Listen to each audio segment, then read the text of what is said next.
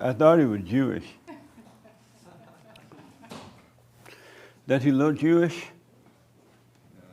He look like Charlie Kirk, huh? Just because he's tall and white. Yeah. We all look alike. That's right. That's what they say. The young lady in the back, you want to come up front? Yeah, and for the latecomers, they can sit back there.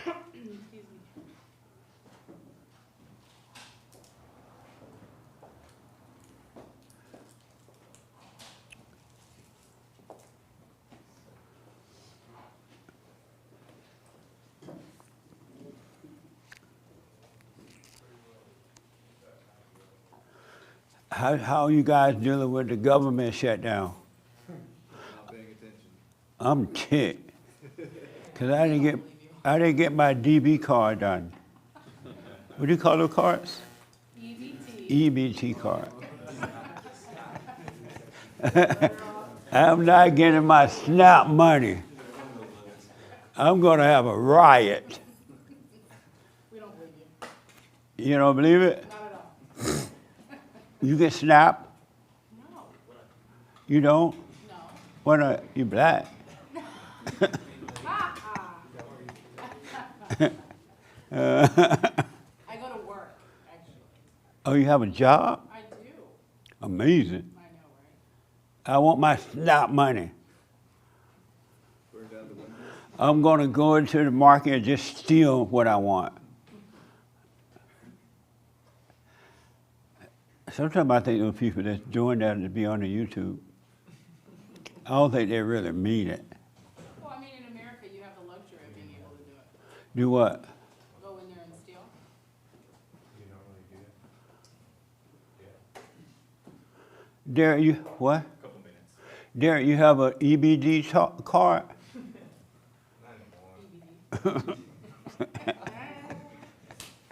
Not anymore. You gave up yours? Yeah. You told me it wasn't cool anymore, so. That's right. Did y'all see Derek's pants? Yeah. Oh, this is crazy. Insane.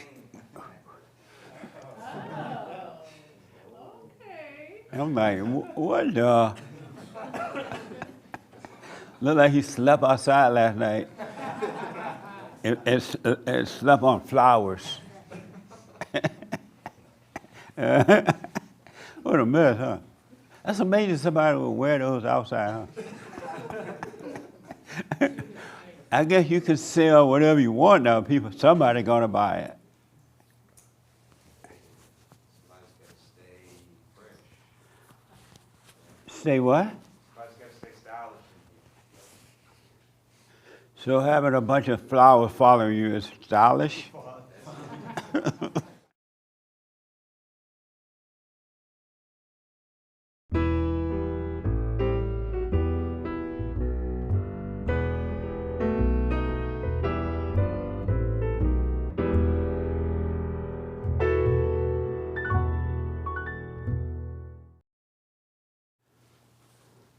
Good morning, welcome to Fellowship. I am Jesse Lee Peterson. You can get involved by going to our YouTube chat line, and Hake will pass on your questions and comments to me. I do appreciate it. Good morning, y'all. How's everybody? Amazing. Any questions before I get rolling? Anybody had a life this week? Only one. Now two, now three. Now 4, amazing. 5, had a life. 6, from the same home. Okay, so I have a question. As how many of you are working on yourself? You're totally working on yourself. Nice, amazing. And so, what does it mean to you to be working on yourself? And are you surprised that you could work on yourself? Am I surprised? I mean, in the past, I guess I would have been surprised, but I'm not surprised because I'm just present. You know, like I'm here, I'm sitting down. You ask me a question, I'm speaking. You know, you speak after me, I speak. I'm just here, and that's it. So Know where you are at all Yeah. times. Absolutely. That's amazing. Have you, one of the assignment I gave a while back was stop agreeing and disagreeing with the others. Are you doing that? yeah, that was kind of easy for me. I just never really disagreed or agreed with anyone. You know, even with even internally, just I kind of always just watched the thoughts as a kid, and then as you grow up, those thoughts that's when they really manifest. Yeah. And then now I'm just back to trying to do it like a kid again, you know, just let them, just ignore them, accept them, come back. Is it hard or difficult letting go of the old way? No, not anymore. I mean, you know, being present is like the safest spot for me to be, so, Okay. yeah. Amazing. Right on. Yeah. Let me see the others who working on themselves. Oh, okay. Let me go to this young lady, then the guy in the black. What did it mean to you in working on yourself, and how are you surprised that you could work on yourself? I'm working on myself by trying to stay present all the time. Right. And I stopped arguing with people. You did? Yes, Is that difficult not to argue? not anymore. Before it was. But now I just recognize the evil in them, just like I recognize the evil inside of me, so I just let it go. It doesn't matter to me anymore what anybody thinks. Nice. And it's getting, And have you stopped agreeing or disagreeing with others? yes, I've stopped. Is that difficult? Not anymore. So how do you communicate with people if you don't agree and disagree, or disagree? Honestly, Jesse, I've been on my own for the past month. I haven't really been around people. Oh, you haven't been around anyone? No. Oh, okay. So I'm just doing my own thing, and I'm okay. What is it like to be by yourself? Very comfortable. Oh, okay. Yeah. Nice. Amazing, huh? All right. The young man in the black. Have you stopped? Are you working on yourself? Yes. And what is it like working on yourself? Did you know you could work on yourself before you heard me say it? Yes, I was always trying to be a better person, or just better, you know, daily. I didn't know how to do it. I think you think you know how to do it, but it makes you worse. No. So now working on myself is being present. Yeah, speaking to the mic. Being present, trying to have no thoughts. And Have you stopped agreeing or disagreeing with others? that one is hard for me. And but why? It's hard because just even my natural speech is to affirm when people talk to me. Like I affirm what they say and then I respond. Or I disagree and then I respond. What do you mean you affirm what they say? I don't know how to describe it, but when people talk to me, I just have a natural inclination to be like, affirm it. I don't know how else to say it. You affirm it. Can you give me an example? What do you mean? Like, if someone expressed some opinion to me, even if I didn't have an opinion on that, what they said, Right. I would still say like, okay, yeah. And then And why? I think that's just how I've been raised and how I grew up. So if someone say you're a pothead, Yeah. you say, yes, I am a pothead?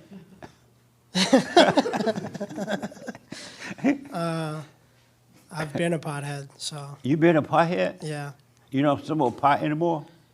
No. Oh, okay. And so when someone say you're a pothead, you say, yes, I am? Or no, I'm not? I mean, yeah, I guess I would say no, I'm not. You would say one or the other. Well, now I would probably just laugh or something. You know?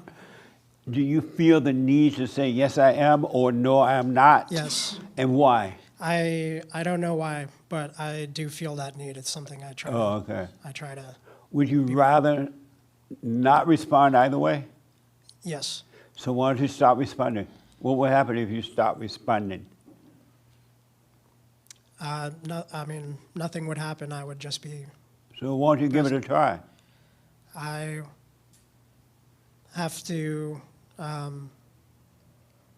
catch myself. Yeah, Yeah. absolutely. Did you go, speaking to the microphone, did you go and forgive your mama? No, I haven't. What a baby. No wonder you're responding. Yeah. And why haven't you gone to her? This is part of, I guess, one thing I wanted to ask you about. I have forgiven her internally,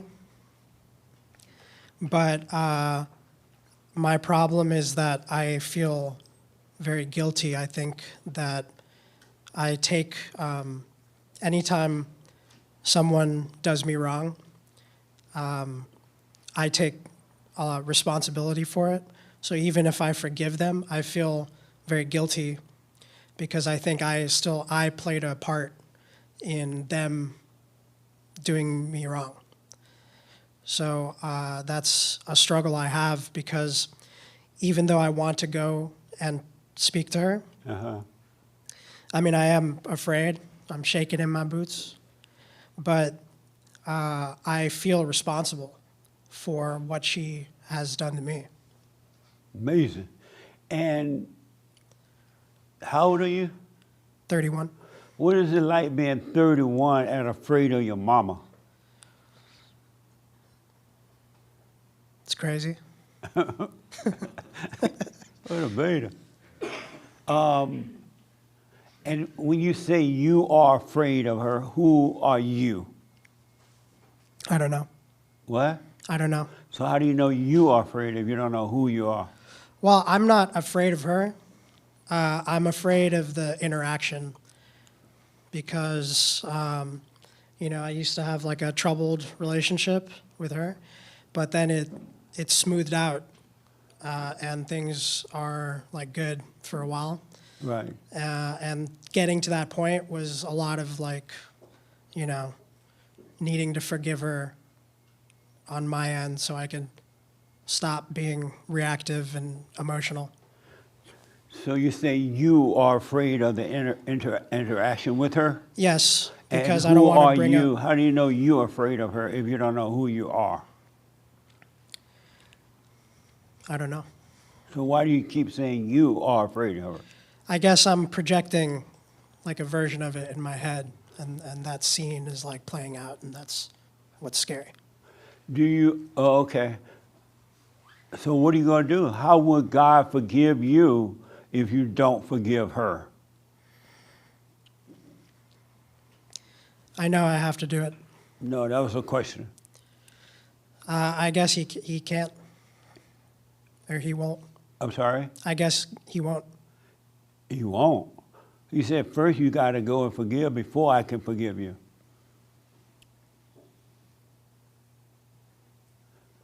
What does it feel like to live in fear? It's terrible. Yeah, it is. No wonder you still agreeing and disagreeing. You just like your mama.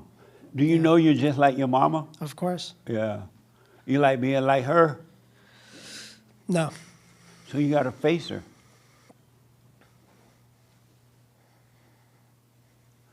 And why do you say, I am afraid, if you don't know who you are? I asked that before, but why do you do that? How do you know you are afraid and who is afraid?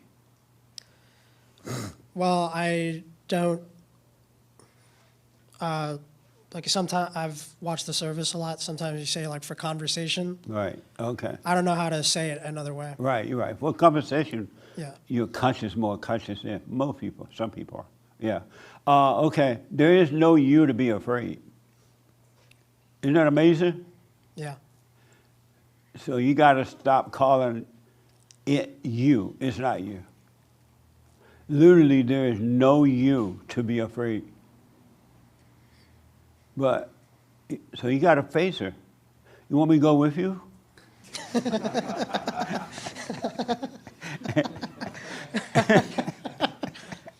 That would be fun. I'm sorry? I can't hear you. That would be fun. Oh, okay.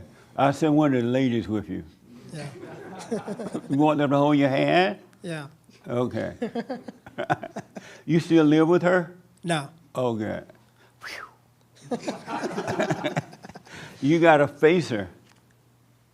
There's no way around it, unless she's dead. And even then, you have to forgive her. Any question? Well, I guess I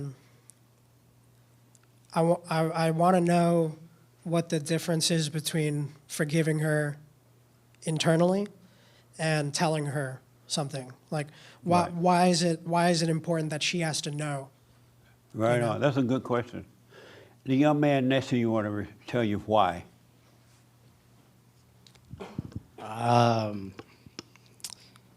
Because that'll change the relationship. That was what? That'll change the relationship. If he, Have you gone and forgiven your mother? I've been trying to. Have you gone and forgiven your mother? I have. You went to her? I've forgiven her externally, not internally. I'm sort of the opposite in this, or well, in a reverse of that, where I've tried to tell her that I've forgiven her, but You deep went down I to don't think her? I have. You went to your mother and forgave her? Yes. What did you tell her? What did you say to her? That what happened in the past, you know, I understand, and told her that I don't feel like, or that I don't want what happened in the past, that it shouldn't affect our relationship now. But I think. So you didn't forgive her? There's a part of me that's trying to, but I know that there's a part that hasn't forgiven her. And why don't you then? Because that shit hurt. That what Excuse me, hurt? that hurt. She hurt me, you know, in an emotional way, and so And it's been so hard to how let will that you? go. Did he say a cuss word? I'm sorry. I'm sorry. No, that's all right. I mean, not all right, but how do you expect God to forgive you if you don't forgive her? I've never thought of that. If not, I haven't. why is it necessary to go and face her?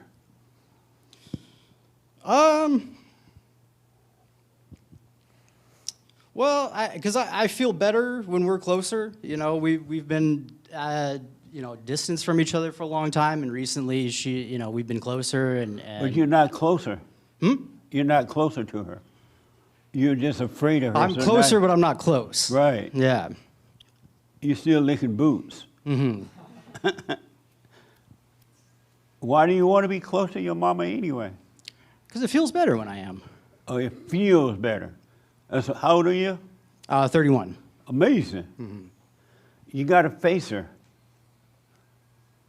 And you don't want to be closer to her.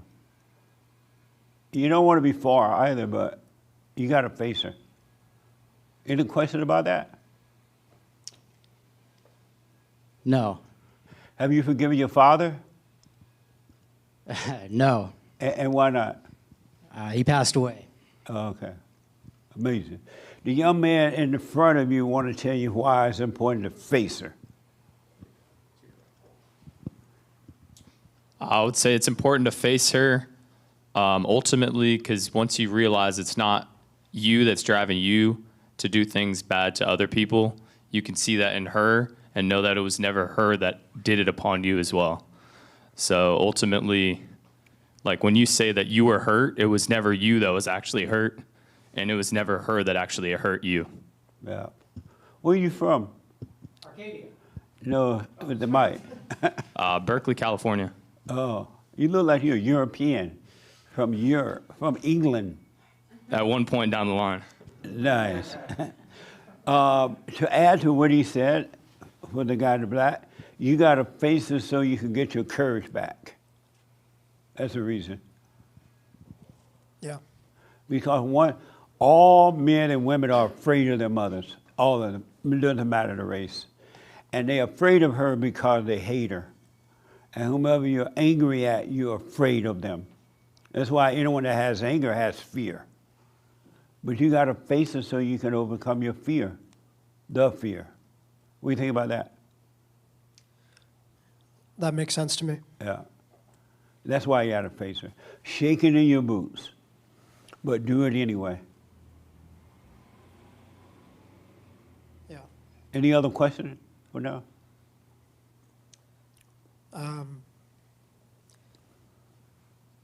Well, I guess I guess I think I know the answer, but the idea of forgiving people when you're also guilty. I don't know. When you're guilty? Yes, Oh, okay. like there's there are people I hold resentment and trying to get past it, but I feel responsible for being like a part of them doing me wrong. I've really struggled with that. I don't know how to get past it because I can forgive them, but I can't forgive myself. Oh, okay. So someone did you wrong, and you were helping them to do you wrong? I just feel like I made it happen, like I played a part. Oh, okay. Yeah. And your question is, what about that?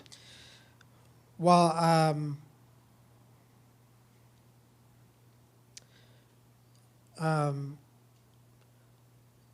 I guess, how do you forgive yourself? Oh, okay. Amazing. Faith want to respond to it. Not Faith, but April. What's your name? In the white, yeah. Oh, me? Bless. Bless. I knew you were one of those holy names. I was looking around for April. I know. He want to know, how does he forgive himself because he feels a part of what others have done to him. I don't quite understand what you mean you feel a part of. Like you're resenting them? Is your part in it? Or they Well, did something because you did something first? Like, like I've had like a lot of like friends like steal money or something. Let's take as an example. And I've forgiven them because it's just money. It's whatever. It's earthly. But then I feel responsible. I'm like, I put myself in a position where I could let them do that. They stole your money, Yeah. and you put it out on the table and say, steal it?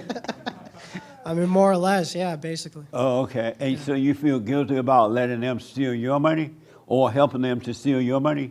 Yes. Oh, okay. Being weak, I guess, or stupid, foolish. Weak or foolish? Yeah. Okay. And you say, So that's keeping you from forgiving your mother? no, forgiving himself. Oh, okay. But it's related because I think even with my mother, I feel the same way about, different. Your mother stole your money? It's similar, similar, like Similar? like in the relationship with me and her, I also feel responsible for this or that. Like she as you say, like she take you away from the father, right? Right. But I also rejected my father. You rejected your father? Like I also did that myself. Oh, okay. And you want to forgive yourself for that? I mean, I just know that ultimately that's the way I can, Is he still living, your father? yes. Have you gone and forgiven him? He's not Okay. open to that kind of talk. Oh, okay. Amazing. So how does he forgive himself? He put his money out there for his mother to steal it. So he, and then when she stole it, he judged her, and then he judged himself for putting the money out there so she could steal it. For me, I forgave my mom, and then my mindset shifted. So it's like kind of the biblical question, can you go around judging no one? First, forgive your mother, because that's all of our first offense. And then maybe like that courage returns and your whole mindset changes to, well, I'm not at fault, just like she's not at fault. We were doing our best and the enemy got us at some point. Did that help a little bit? Yeah, I mean, it makes sense. That makes sense a little? Yeah. Why you let people steal your money? Why do you put it out so they can take it?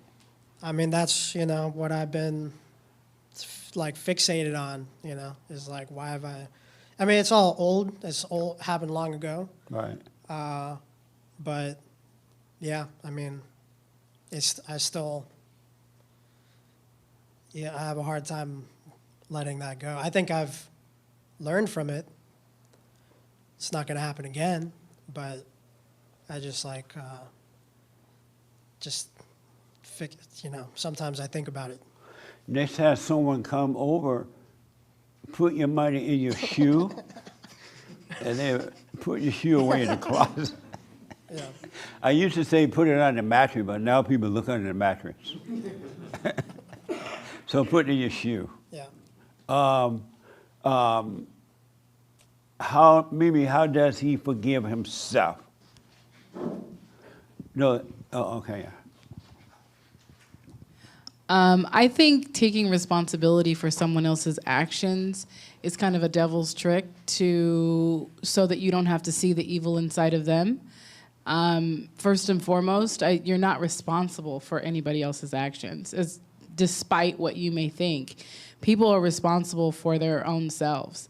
And so, you know, you have to question, you know, who do you have around you? You know, because ultimately, you should be able to leave your money on the table. It's your money. But how does he forgive himself? He has a problem forgiving himself. I mean, I think he just has to realize that these are the tricks of the devil.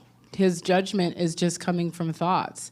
And for whatever reason, the devil's going to trick you with the ones that kind of stick to you the most. He's not going to trick you with the things that bother me. So if that's something that's bothering you, or that's something that's continuing to kind of permeate your mind, you have to stop believing those thoughts.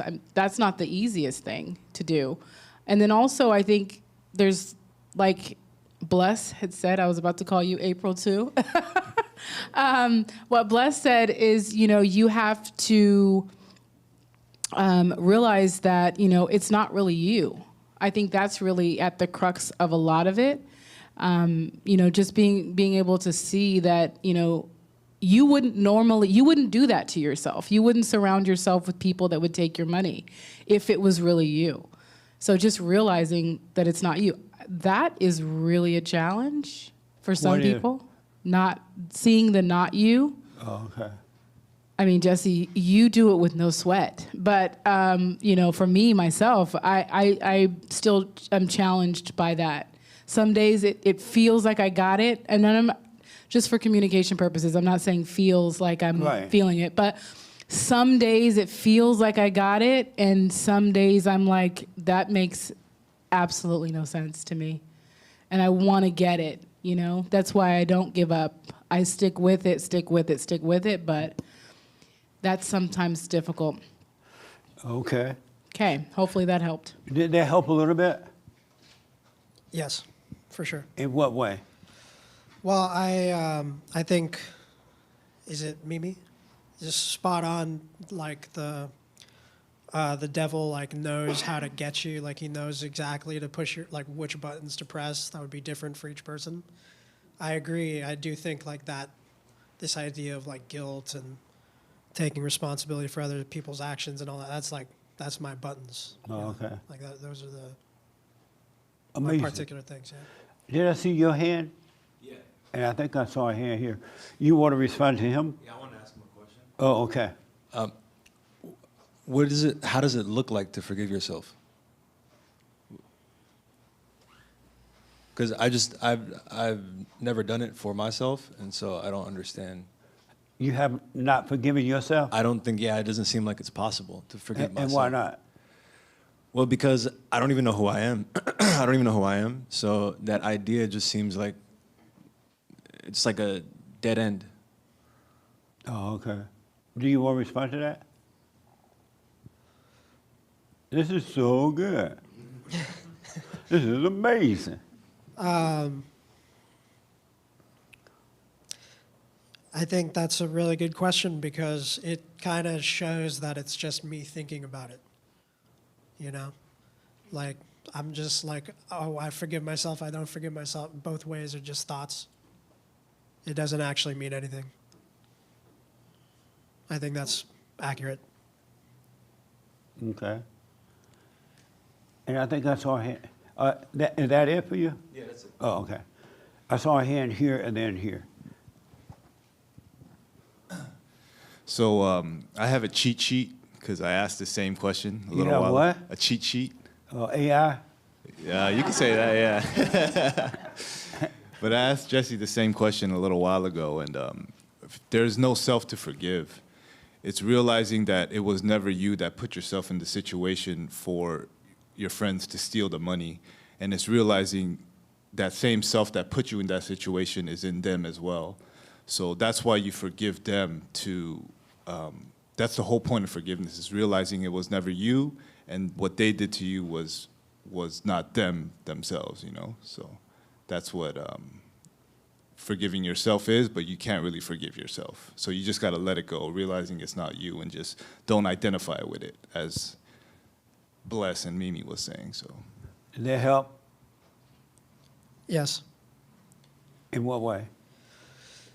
Thank you. Well, it's just clear to me that,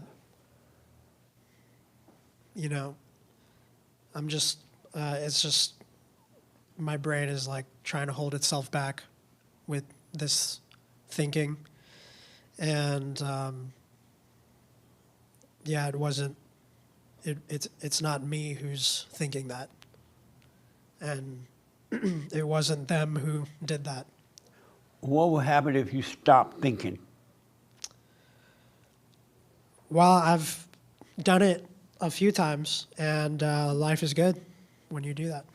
And so why do you go back into thinking It's a if life is pattern. good without? I gotta break that pattern. It's like hard for me, but it's something I work on. That's what working on myself looks like. It's hard not to do it? It's hard not to Are think. you doing yeah. the silent prayer Yes. every morning, every night?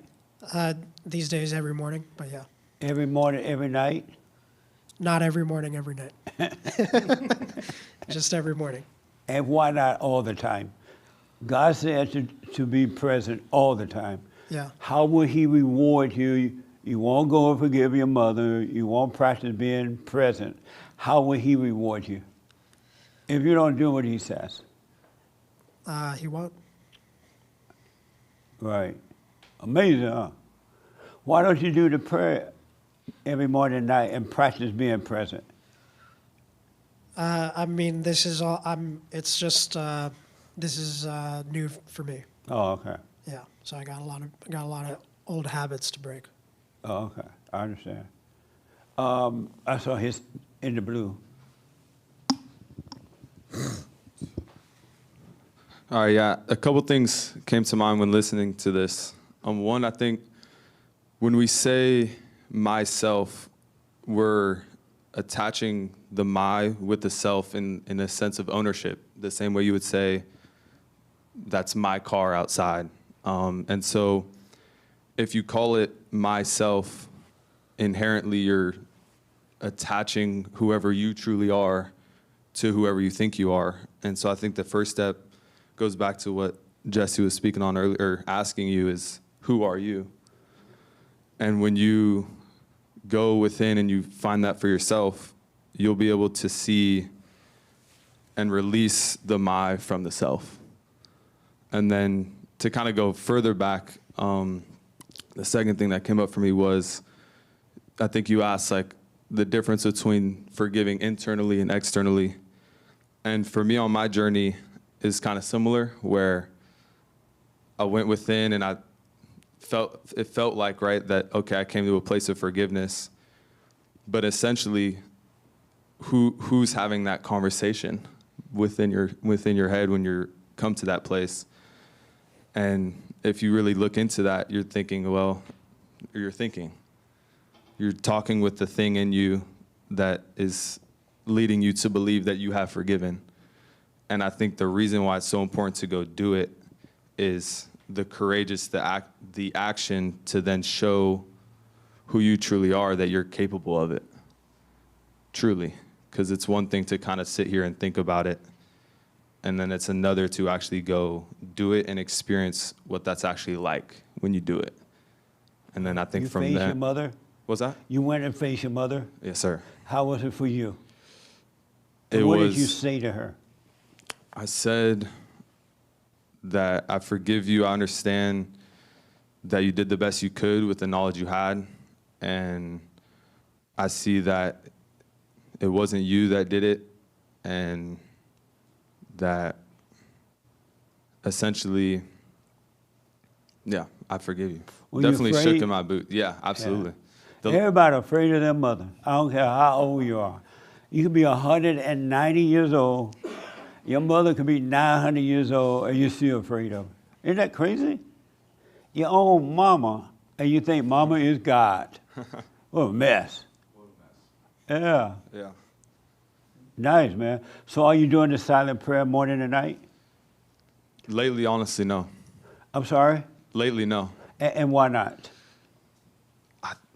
Because lately, I've probably tricked myself into believing I no longer need to go in that space in the same way that I was. And so if there's no you, how could you trick you to think that? Well, exactly. Yeah, exactly. I wasn't tricking myself, but yeah. Why you listen to the devil that you don't need to be present?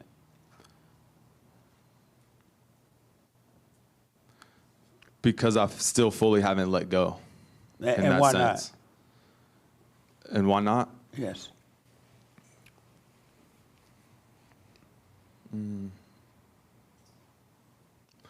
Well, at the root, there's probably still an aspect of the fear that comes with that, with facing that. You're Truly. afraid to completely let go? I am not afraid, but I've believed thoughts that tell me I am. Oh, okay. Amazing. What a mess. Definitely a mess, yes. And so, why don't you just stop listening to thoughts and see what happens? There's no justified reason not to, so I will. Amazing, huh? Yep. Any questions or anything? Not at this time, but if something comes up. One of the definitely ask. assignment I gave was to stop disagreeing or agreeing with people. Have you stopped doing that? Yes, sir. And what's it like not to agree or disagree? It's like not being pulled in all different types of directions and just living life. Yeah, absolutely. Yeah.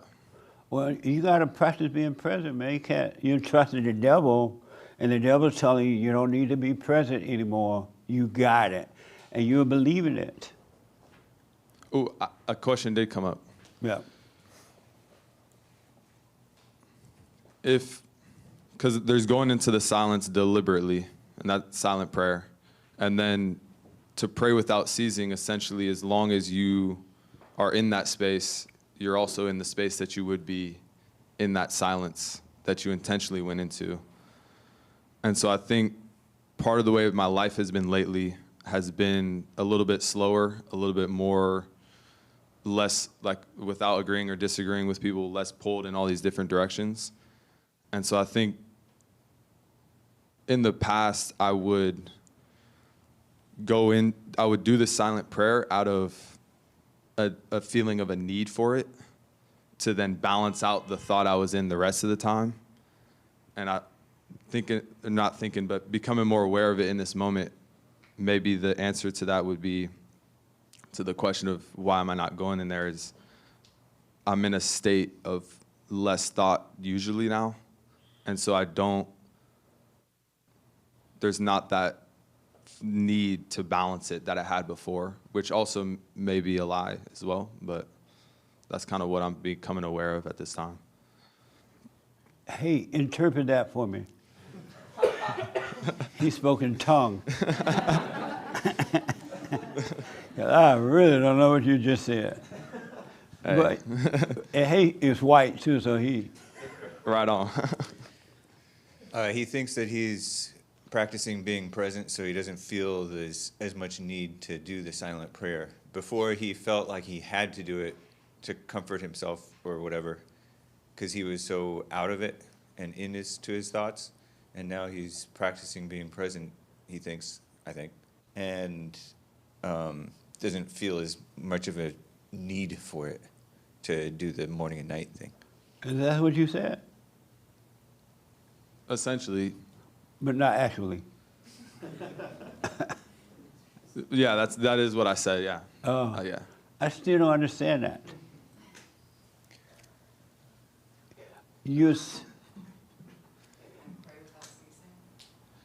Yeah. We're related. I have my personal interpreters here. Do you know this isn't an uncommon problem. Oh, it's not? Oh. Did you want to add to that? And then I will let his people. I can do one more. Okay. This is a tough one.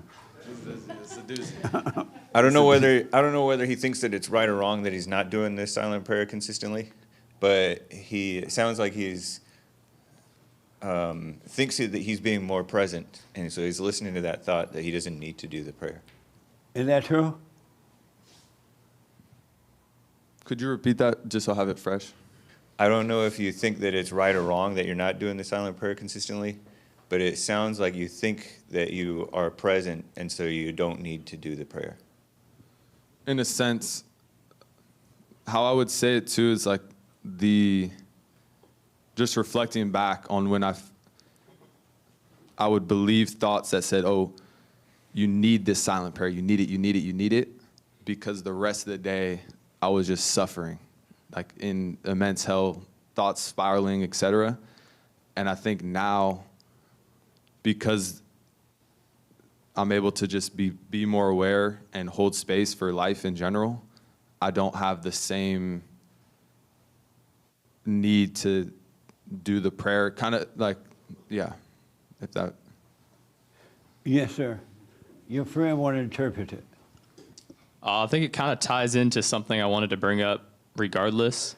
So let me ask first, you understood what he said? Yeah. And then it made sense what he said? Yes. It did make sense? Yeah. Amazing. And in what way? It made sense in the way there was a film you recommended a while ago called Revolver. And the main character, Jake Green, eventually gets to a place where he's able to see the not him within himself and know that's no longer him. And in that process, like there's a battle going on where the not him is trying to stay on to him. Right. But once he reaches that place, he truly is in a state of praying without ceasing, and that he's able to face anything in life that comes to him and just act naturally, no longer agreeing or disagreeing with the world. Too close to it? Yeah, a little too close to it. Pardon? Yeah, no problem. Yeah. And so he's saying that that's what's happening with him? I think so, yeah. Oh. I don't think he's saying he's, like what Hake was saying, like he's not agreeing or disagreeing with not doing the silent prayer morning and night. Right. He could kind of take it or leave it because he's reached that place where the presence, or the present presence is more there. Are you doing the same thing? Yeah, to some extent, yeah. Oh, yeah? How do you know you reached that place where you don't need to do it? I think it comes down to, like, you've talked a lot before, too, that, like, right now you could be in silent prayer.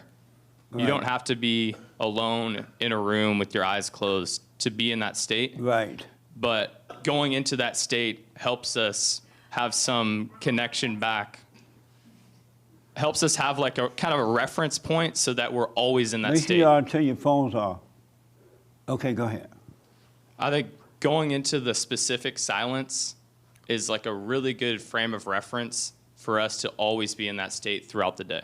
Because we're called to be present at all times and to pray without ceasing. So it's like a really good tool to always go back to. And obviously, I think it would be better to always do morning and night to stay in that state. But essentially, it's a tool for us to pray without ceasing throughout the day, regardless of what we're doing or where we are. And so do you wake up in that state already? Yeah. So when you wake up, you're already present? Yeah. Okay. And you too? Yeah, I can speak on that. There's the other mic. Yeah, I think a way to make it more simple that just came to me would be in the past, I would force the silence because I felt I felt dependent on doing that in order to have peace. And I think the way, in reflecting on and observing kind of how my life has been as of late, that silence has come naturally. So my mornings are slow. They're in a space of quiet where I'm able to come to that place naturally without the effort that it had taken before. So I think that's what And so you don't go unconscious anymore? I never am unconscious. I'm sorry? I would never be unconscious, but there are times when if you've seen the movie Revolver, it's just to kind of go with that story. There's times where Mr. Gold still will speak through me What do that you I'm mean by aware that? of. So do you go unconscious at times?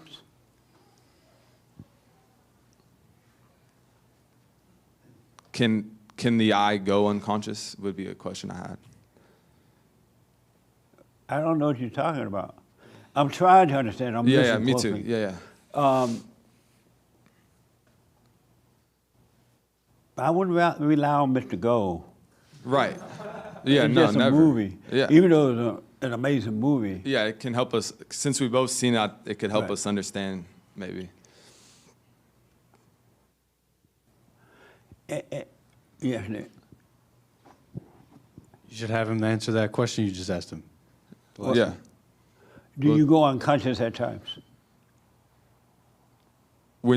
Just so I understand the question, when you say you go unconscious, are you speaking to the me that I am or the me that I think I am?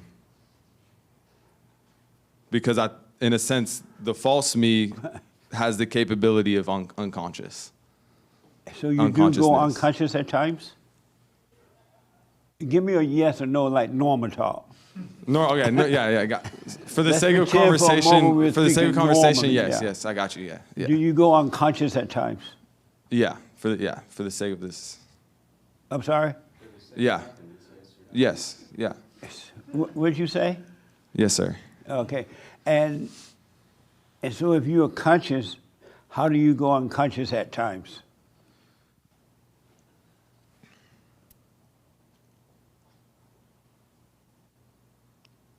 There must be a not full consciousness then, if that's what you're saying. No, that was the question. Yeah. How do you go unconscious at times if you're so conscious now you don't even need the prayer?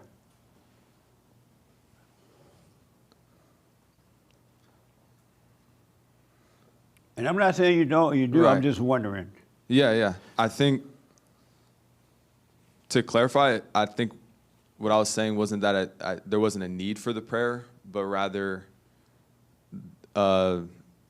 observing that that silence has come more naturally, and I haven't had to force it in the same way that I used to. Okay. And then I think to then answer that question about the consciousness, I think if I truly was conscious, I wouldn't go unconscious. So why do you think you're truly conscious?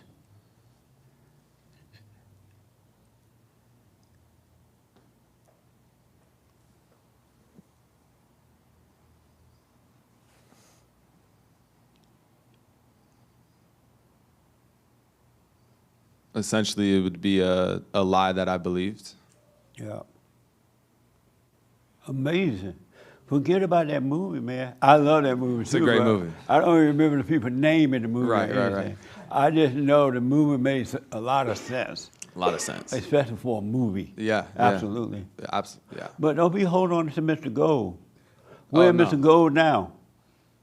Mr. Gold, he's gone. He did. Yeah, he's done. It is finished. That's right. Yeah. You want to ask, hold on to the mic. You want to ask me a question about that or something. Yeah, I mean, the movie I see is like a really, like for you, for example, I think the an man behind allegory you? or a narrative can really help illustrate what we're talking about. So you could see it like in that film, for example, Mr. Gold is the voice in everyone's head, like what we're talking about. And when you say Mr. Gold, means Satan, right? Yeah. Okay. Just for Yeah, him. yeah. So Satan's in everyone's head, Right. disguised as the person who's seeing the thoughts in their head, right? Right. That is them, but essentially it's the not them. So for purposes of conversation, going unconscious is just listening to Mr. Gold at all. And back to what we started with this conversation, it's agreeing or disagreeing with Mr. Gold, giving it any iota of a thought in terms of Mr. Gold saying anything to you. So like at the end of the film, Jake Green is not, like there's a part where he's not quite just locked in, no thought. And Mr. Gold is hitting him with all types of thoughts, and he's like just sitting in it in the same way that when we go into the silent prayer, we have to sit in that silence with the devil in our ear saying whatever to try to get our attention. All right. And so do you go unconscious at times? Yeah, whenever I agree or disagree with Mr. Gold, Satan, or give any thought to a thought that I have. And so you're always aware when Satan is talking to you? No, not always, but Why not? I think Satan the enemy's very good at using, like what Mimi was saying, like whatever for you can kind of snap you out of the present. The enemy's good at doing that, so that can happen at times, but then I just snap right back into the present once I'm aware of that So situation. you go in and out of it. At times, yeah. So you're not always present.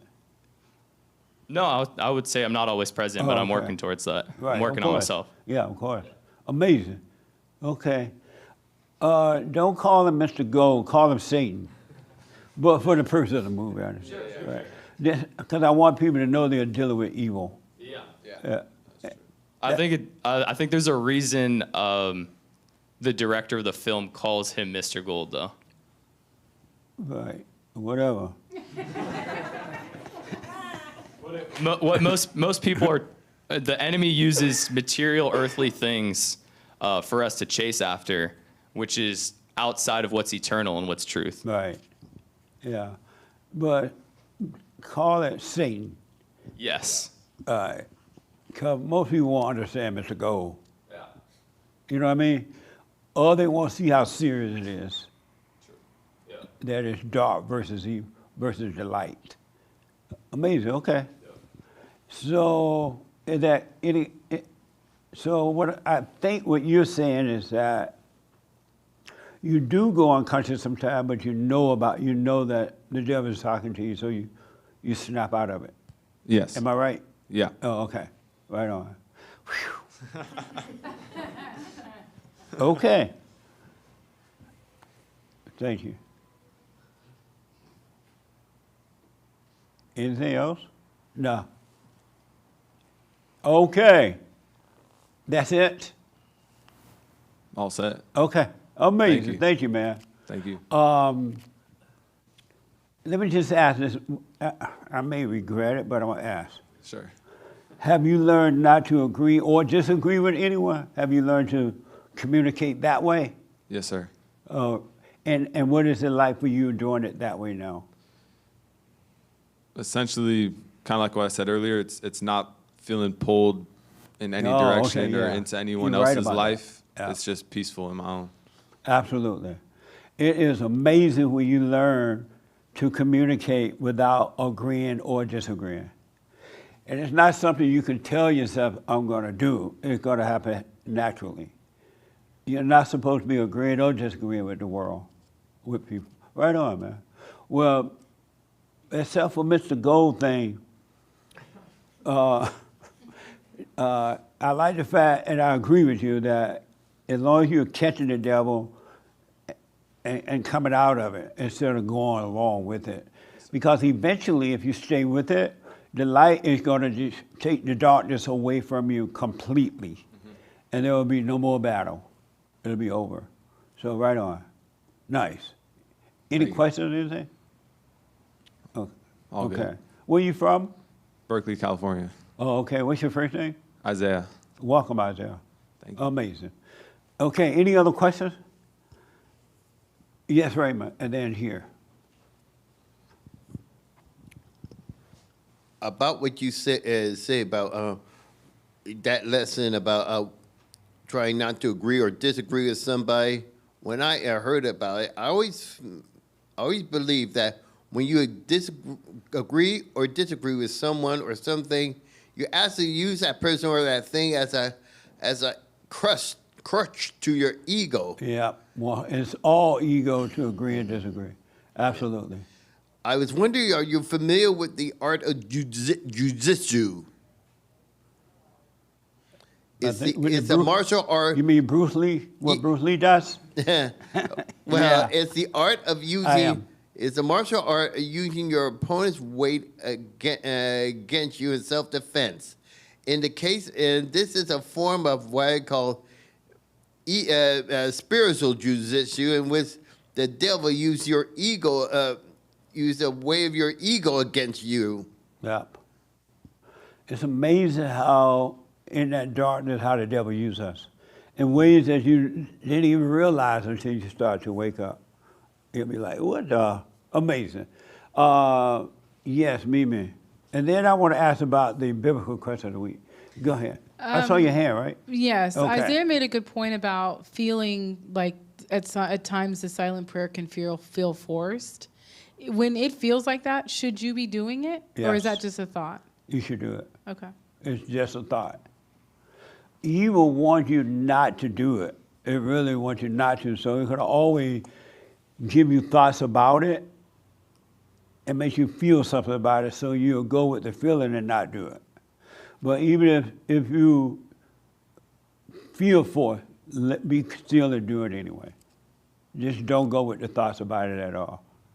Because you would never think of yourself, oh, I feel so forced. I don't want to do this. It's not, thinking it's not your own, so it's not coming from you. All right. I mean, yes. What I learned from Isaiah and saying, I agree with you. I don't feel like I need to do the silent prayer all the time. I feel good, even though no woman's good. But I guess in simpler terms, when I don't want to do the silent prayer after hearing you is like, so I'm saying I don't want to spend time with God. I don't need it. It's okay. Like I'm so good that I don't need to do that. Yeah. So, and like, how could I ever be that good where I don't need to spend time with God in the morning or the night? And so I've been struggling with this too. I've been coming here for like most of this year and I have not committed to that. So I'm going to try, because that's what I took from it, is like I'm basically denying spending time with God every single time. Satan tell you, oh, you don't have to do it. You already know, you catch the thought and come out. You already know about that. And it's the thoughts that's telling you that. That's not from God. Right. And so he'll have you not doing it by telling you you don't have to do it because you're catching the thoughts already. And because we say it's the silent prayer and you're telling me to do it, I'm like, You know, Yeah. but if I said, so you don't want to spend time with God, then I'd be like, no, that's not true, right? Like that's really what it is. So I have to see it for what it actually is versus it being something to do, like brushing my teeth in the morning or something. So you're not doing it every morning, every night? I'm not doing it every morning, every night. What a mess. I know, but at least The I devil know. tell everybody the same thing. What the? I'm not the only one. I can take a look around here. And Oh, you feel better now, huh? No, but I just know that we all struggle You feel with. better, everybody. Okay, doing fine. the I feel same. better that we're all a mess here. What a mess. Yeah. That I understand how he works the mind, so I totally understand it. You have to, if you want to, get to a point where you don't do anything that the mind tells you to do. Nothing. Except for practical stuff. You want to eat, you're hungry, blah, blah, blah, right? But you can't obey the devil at all if you want to obey the truth. You can't serve two gods. And so it's not you telling you, well, you're catching the thoughts, so you don't have to do it now, or this or that, right? You will get to a point where there's no thinking at all. But you got to go through hell first. You got to go through it. That's amazing you stopped praying.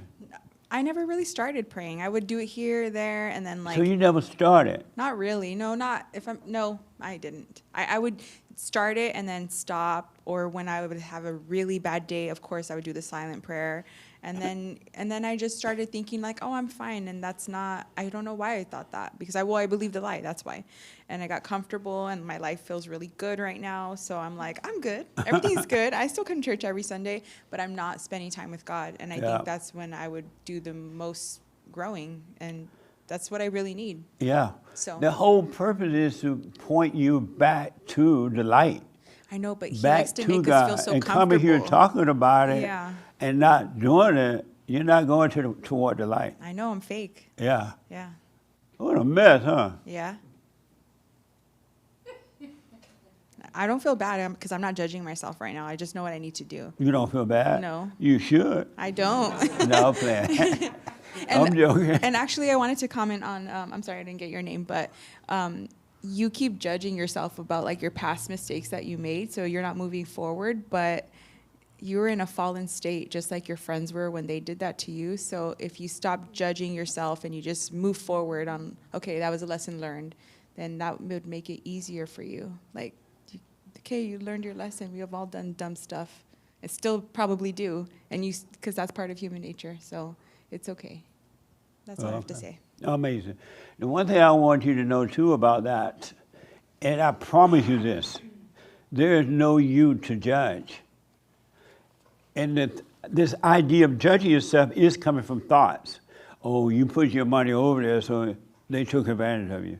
And then you say, yeah, I did. I'm responsible. But those are thoughts telling you that. You, the real you, have never done anything wrong your whole life. The real you cannot do wrong if you try. It's impossible. So that's just the fake you that you identify with, where it tells you that you did wrong, or you helped them to rip you off, or you did this, and you're believing that because you think that you are your thoughts and your feelings. And when you believe that, you create another false identity. Now you got to carry that, and how do you overcome that? You know what I mean? You're taking on another identity. You want to die from identities. You don't want to take on any more identities. And that's another reason you should stop agreeing or disagreeing with the world, because there's two devils fighting. One devil trying to prove he is right, and the other devil trying to prove that they're right. But when you don't agree or disagree, there's no fight at all. But there is no you. I know you feel that because the thoughts are telling you, and then you feel the pain in your body, you feel the guilt in your body, and you think you're feeling it, you're not. That's the false self. What do you think about that? Yeah. Any question about that? I don't have any questions, but I know it's true because, like, my thoughts are always in conflict with my present moment. Yeah. Always. Absolutely. And so the way you overcome this I feel guilty, stop thinking that I feel guilty. Don't think that way. Don't go with the thoughts, and it won't. You will see that there is no you. You're not doing wrong. You can't do wrong. You're not a sinner nor a saint. You're not a sinner. You believe you're a sinner? I did for a long time. Yeah. You're not a sinner. All of your sins have been wiped away. They have been forgiven. They don't exist anywhere but in the mind. And all the reason you think that you're a sinner because all your life you've been told that you are a sinner that need to be saved. And so you've been looking for Christ and trying to get saved, and Christ won't even help you. Isn't that amazing? Yeah. But religion all religions are insane. And the religious people are insane. I went to a meeting recently, and it was a bunch of religious people, real religious too. And even the preacher was religious, right? But in that room was nothing but insanity. It was just crazy. I'm sitting there looking at you, I'm like, what the? And they were hating one another, they were judging one another, they were secretly fighting with each other. They hate the preacher hate them, but they praise the Lord, they praise Jesus. And if you saw them walking down the road, you'd think they're a true Christian. Religion is insane, and the people who promote it are insane. And God has nothing to do with religion at all. No wonder they have wars. The people who believe in religion, they have a war trying to prove the religion, which religion is best. And Christianity, religion is no different than Allahu Akbar religion. They'll cut your head off. Christians, they are miserable people. Christians are. All in the name of Jesus. So you got to drop the thoughts, really. There's no you to feel guilty about anything. Satan told you you were guilty and you believed it. And that's why you feel guilty. And it just, in your body, it's not even in you. That make sense? Yeah, it makes sense. Oh, okay. This young lady, I saw your hand, right? Okay.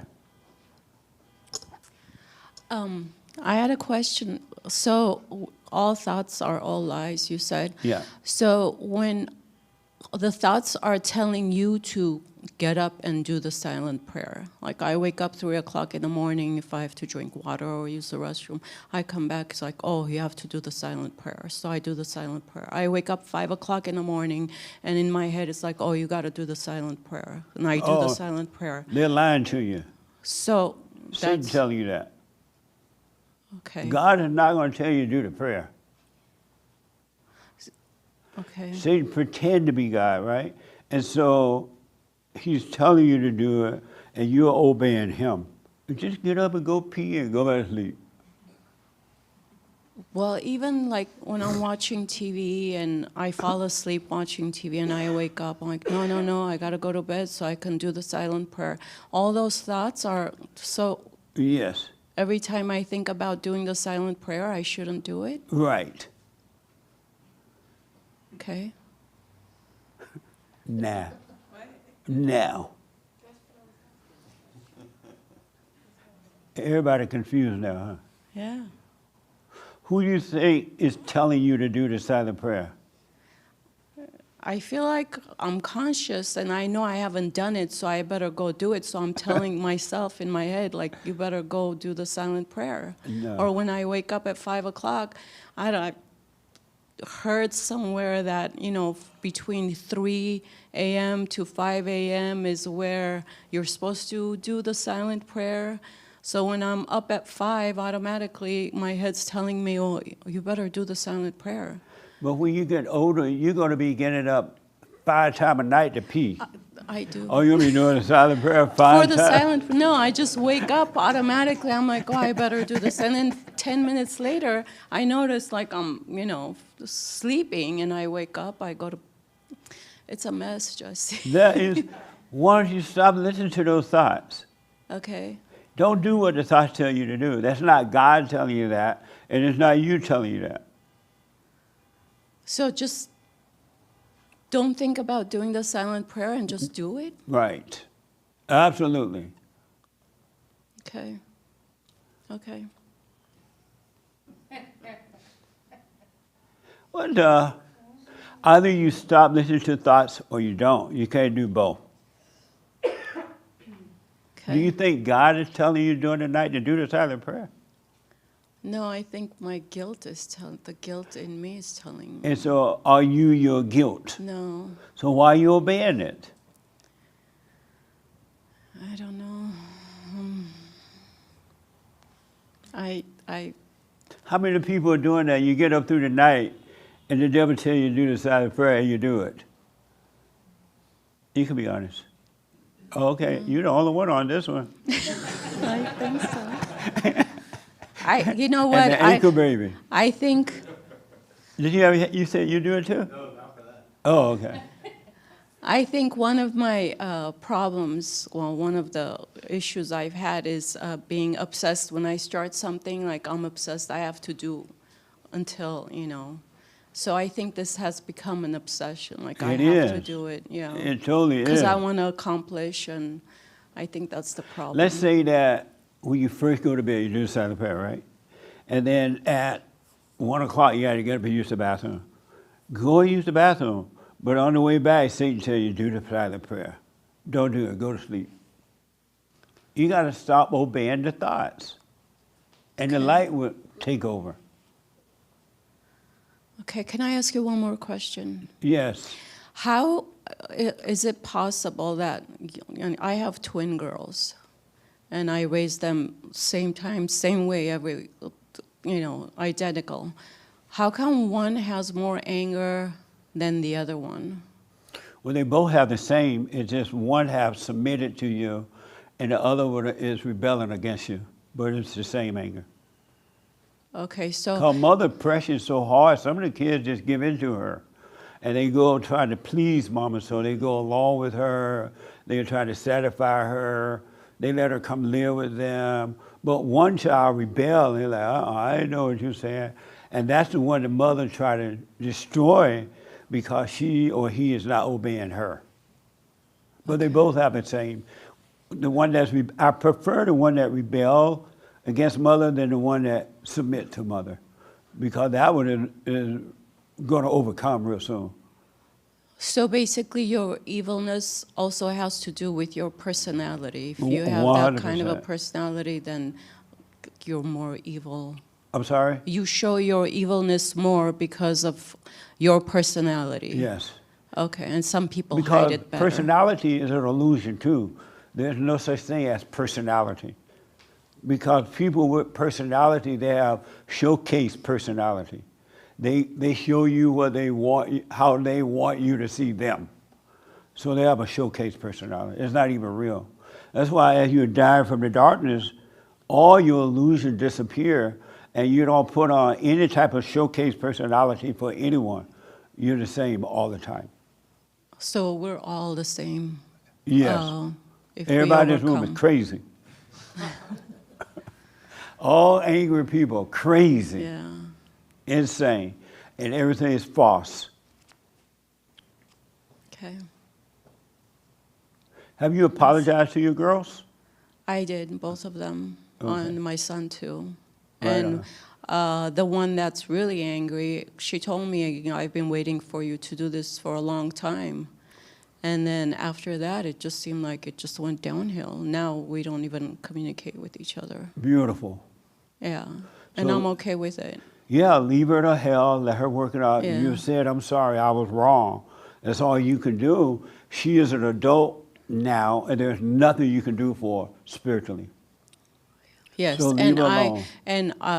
whatever issues we had, the devil was telling me, you know what, call and make things better. But I thought, I'm just gonna feed her evil, and she's gonna be thinking, oh, you see, mom knows she's wrong, and she called again, and blah blah blah. Right. So I said, you know what, I'm just gonna let her figure it out. Yeah. And if she wants to make things As better, an it's up to adult, her. we cannot help anyone spiritually.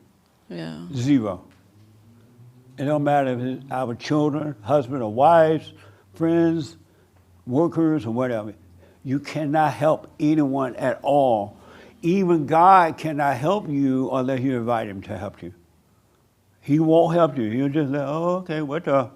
Yeah. And he'll go, and he helped those who open themselves up to be helped. He's not going to do anything about anyone that don't invite him in. Yes. That doesn't invite him in. I wish them well, and it's up to her. Yeah, and go live your life. Get yourself a boyfriend or Yeah, something. no, I mean, she's married, she has kids. No, and you. Me? No. Get yourself a boyfriend. Take all his money. No, play it. That's not going to happen. No, don't do that. But go live your life now. You have said I was wrong. I'm sorry. Yes. And because you're right, if you keep going back saying I'm sorry, they're never going to look at themselves. They always say, Mom said she was sorry, like you said. Yeah. And now they don't have to look at themselves, and they would just be evil. Mm-hmm. Yeah. Okay, thank you. You're welcome. Amazing. Yes. So, Jesse, when you were describing to her about believing the thoughts, I heard it because I think I've heard you say it before in my best Jesse impression. Why are you believing the thoughts? Just don't believe the thoughts. If I could see that, then I wouldn't. And so I think when I hear you say that, obviously, I want to be in that space. I really do want to not believe the thoughts. I guess for me, sometimes the space between the not me and the me, it's just no space. It feels, I don't know how to describe that, but I can't see the thoughts. Like, how is there something that you can do when you just cannot see the thoughts? I know you say stay present, and you stay present, but is it possible to stay present and not see the thoughts? Good question. The young man in the black and the blue want to respond to it, and then the white guy in the back want to respond. Hold on to the mic there.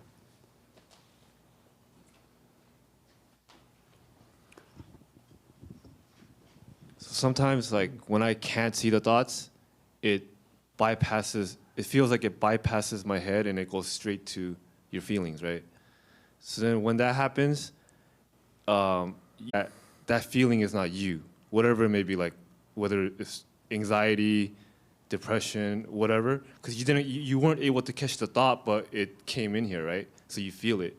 So as long as you realize that feeling is not you, eventually you keep catching it, and for me, eventually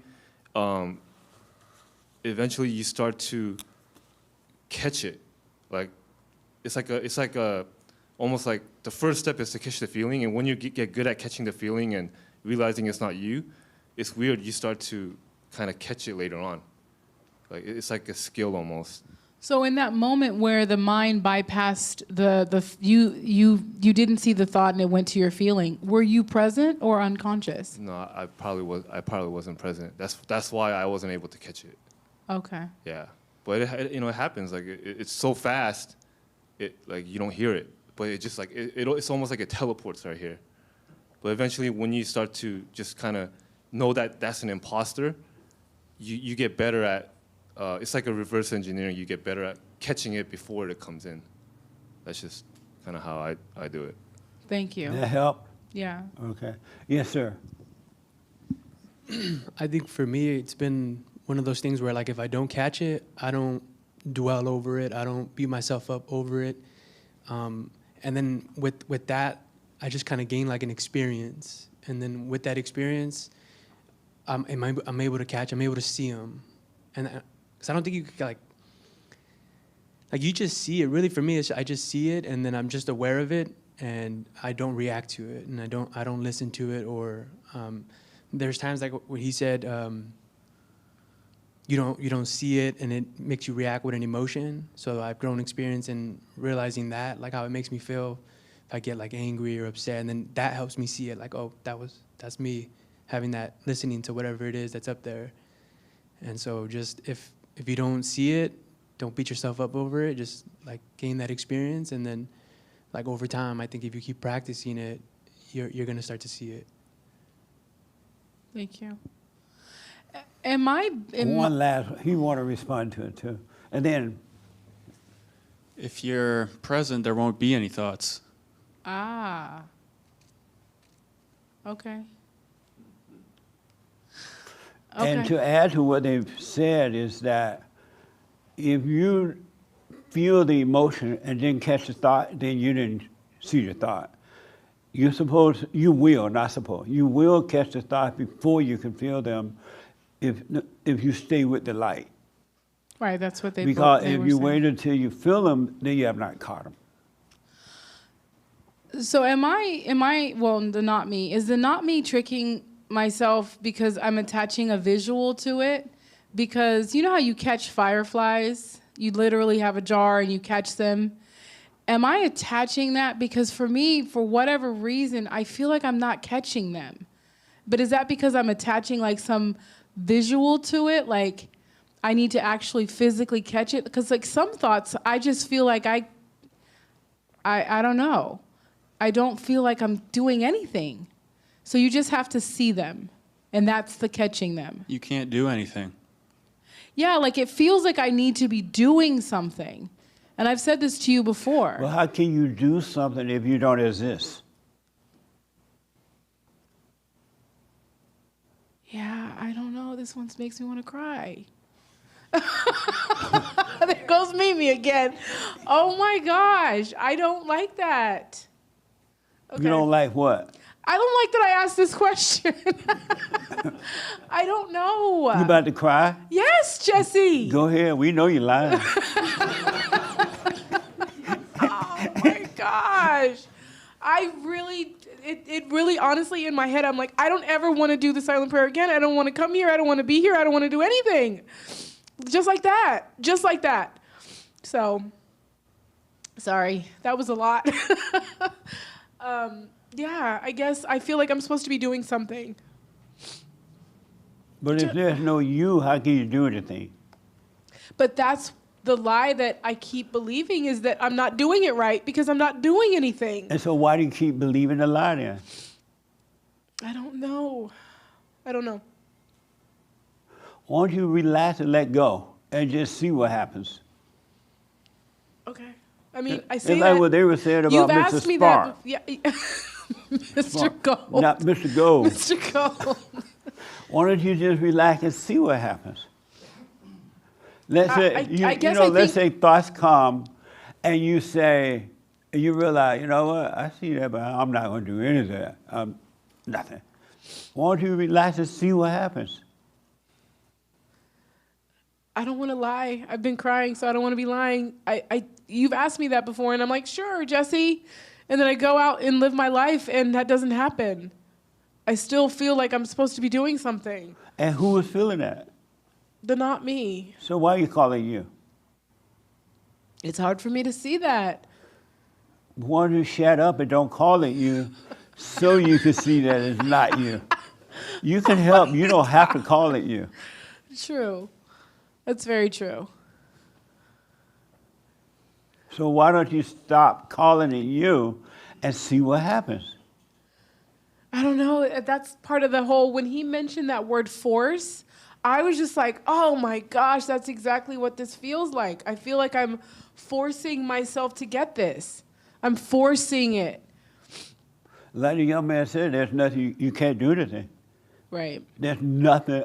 Of ourselves, we can do nothing, and of ourselves, we know nothing. We really are not in control of our lives at all, not one iota of a bit, whether so-called good or bad. We're not in control of anything.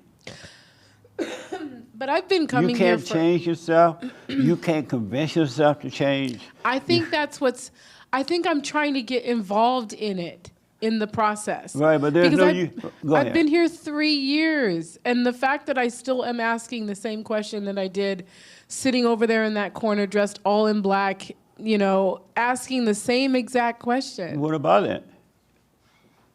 I want to get it. I want to get it. I want it to make sense. I want to see it. Well, keep asking questions until you see it. Ay, Dios.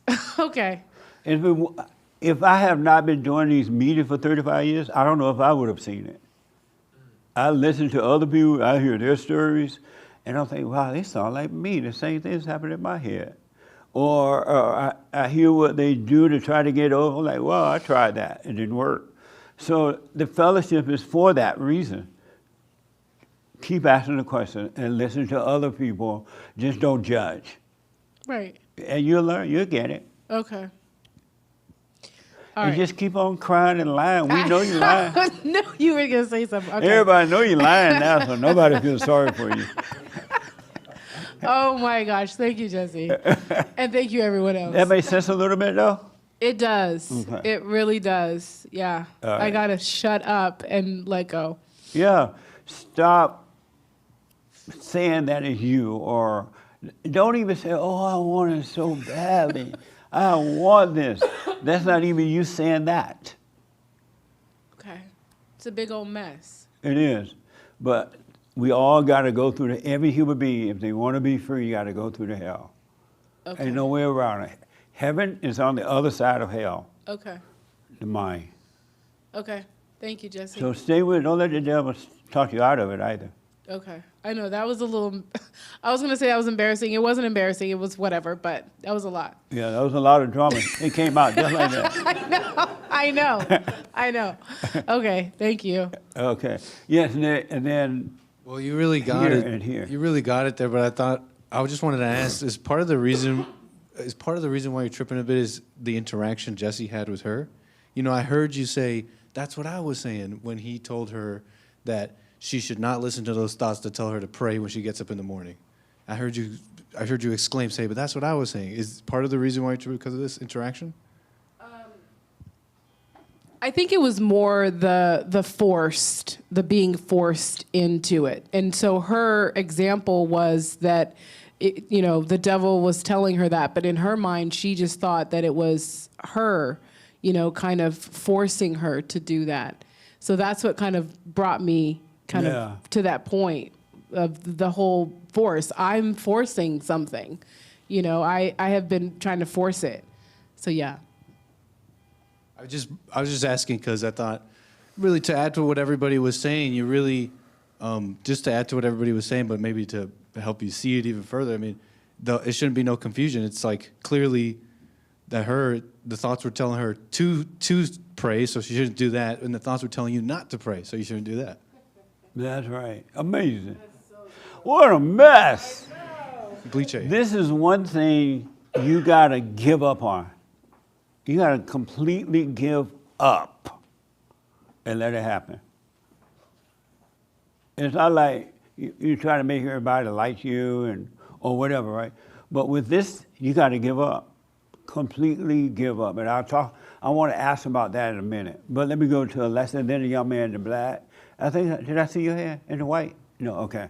Yes, a lesson. Okay, so I've heard you say over the years, just go through it, relax. That word relax. Just feel the pain, relax through it. How do you relax? It seems like with wanting to do the prayer really badly, or with chasing these things, with wanting to understand all of this, how do you relax? You said it seemed like what now? Like when you want something so badly. Yeah. There doesn't seem to be any relaxation in that. So how do you get Good. your spirit I got you. to relax? By not wanting it. You're not supposed to want this bad. You're not supposed to even want it at all. You're not supposed to want God. You're not supposed to be wanting it, because by wanting it, you're going to create a false illusion about God. Oh, God, I really want it. Help me. And now you think God's going to come and help, right? You just created a false illusion about God. God even tell you to want for nothing. Don't want for it, because that's that ego wanting it so bad that you'll do anything for it. Stop wanting it. So is there anything So when the thought about wanting it comes, let that pass too. It's just a thought. how do you let the spirit rest apart from just not wanting? Is there anything else that a person can do to? What do you mean by let the spirit rest? Another word for relax. How do you? Yeah, is there anything that you can do physically besides, doing the prayer, watching those thoughts No. to rest? Because it seems like there's a lot of unrest everywhere and wanting, and it seems like it is from the want. It is from the want. And the thoughts set you up. I think that's what it is. Because it's the thoughts that's making you think that you want it. But what you don't know is that there's no you to want it. Even this idea that I want it is a made up another thought. The real you already have it. It's not you that don't have it, that says, I want it, right? But the real you already have it. You already have perfect peace. You already have everything. You want for nothing. It's the false you that want it. And it doesn't want it. It tells you to want it really bad. So it can control you to make you think you want it, to give you some more emotions, some more feelings, and now it got you acting out. There's no you. You don't want it. You already have it. Makes And sense. so when the thought come, oh, I want this so bad. Lord, help me. Let go of the thought about it. And relax in the pain. Feel the pain. Relaxing in the pain means to feel it.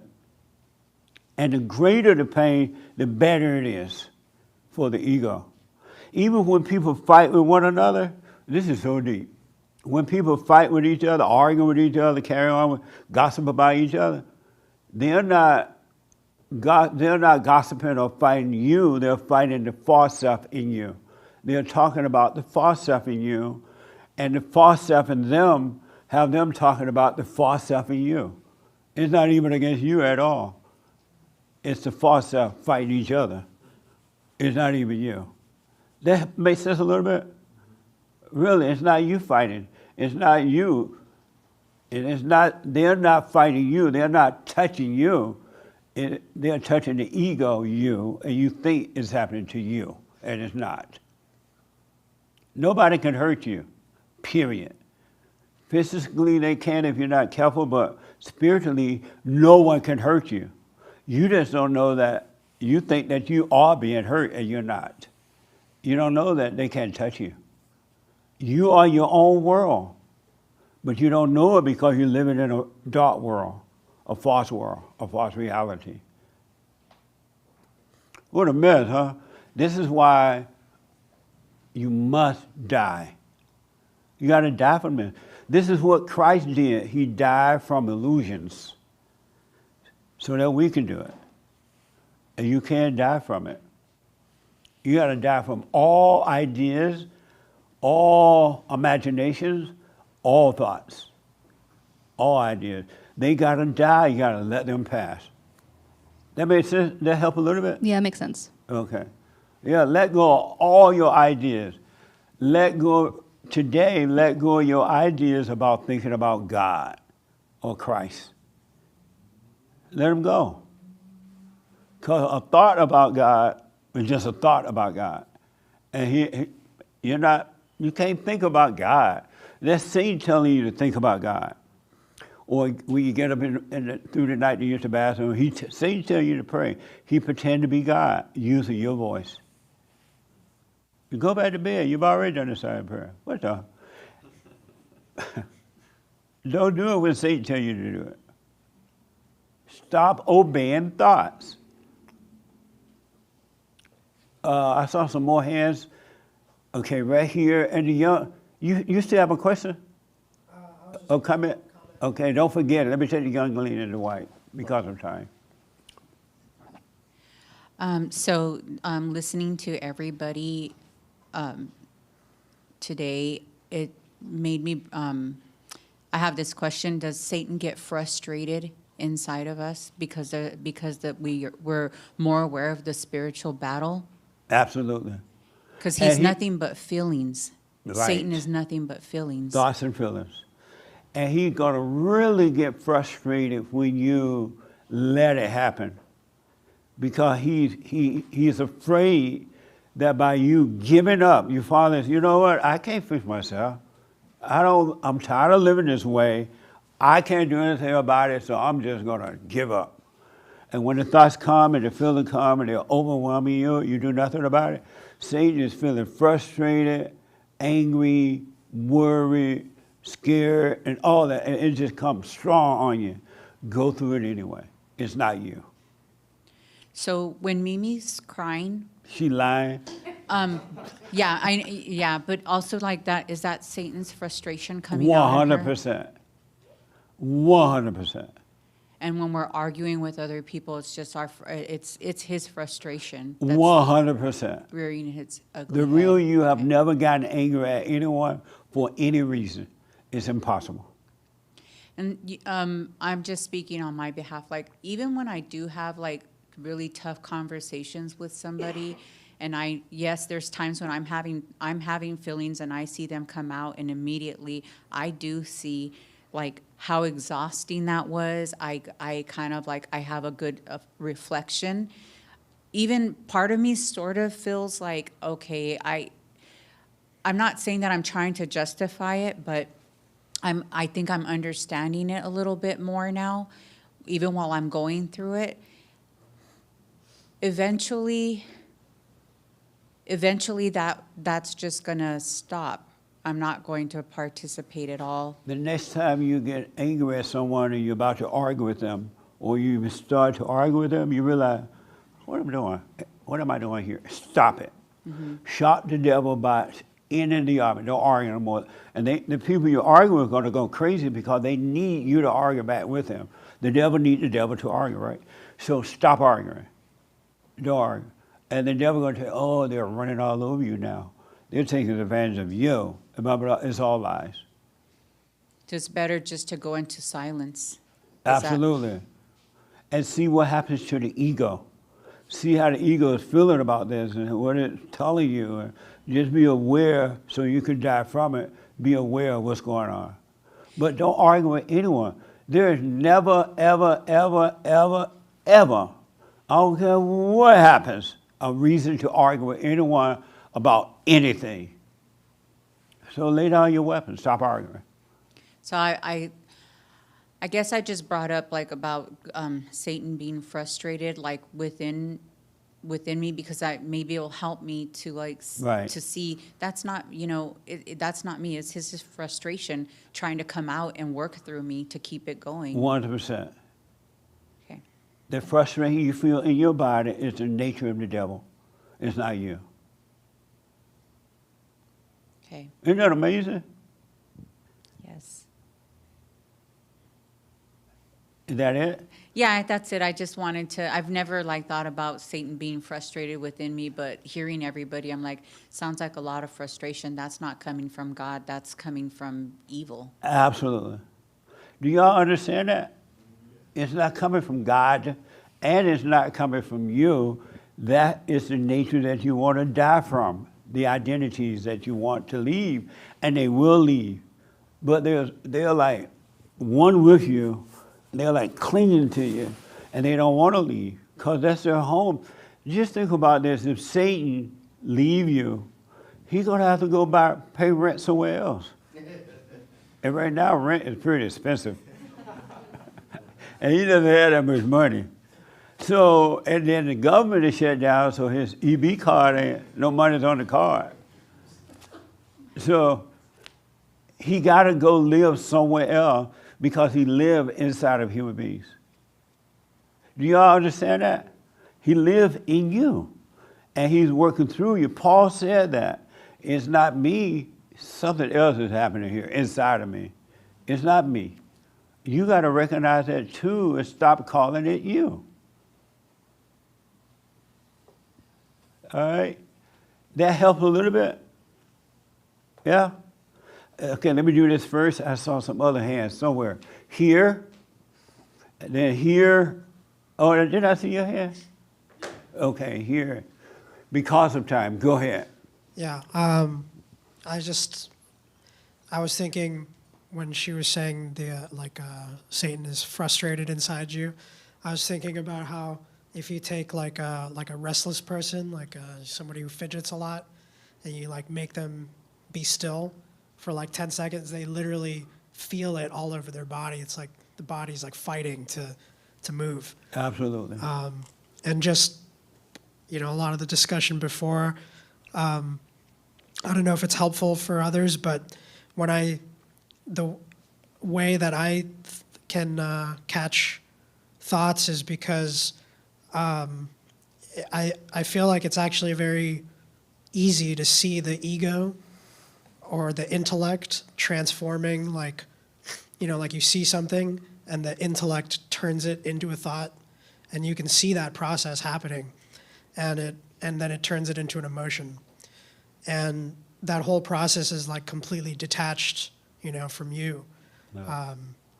So I just I think any thought can be captured because you can tell that it's an abstraction, of something, whether in front of you or, you see something and it reminds you of this, and it's like your brain just goes through this whole process, So that's, I think, how you can catch it, because you can Okay. see that happening.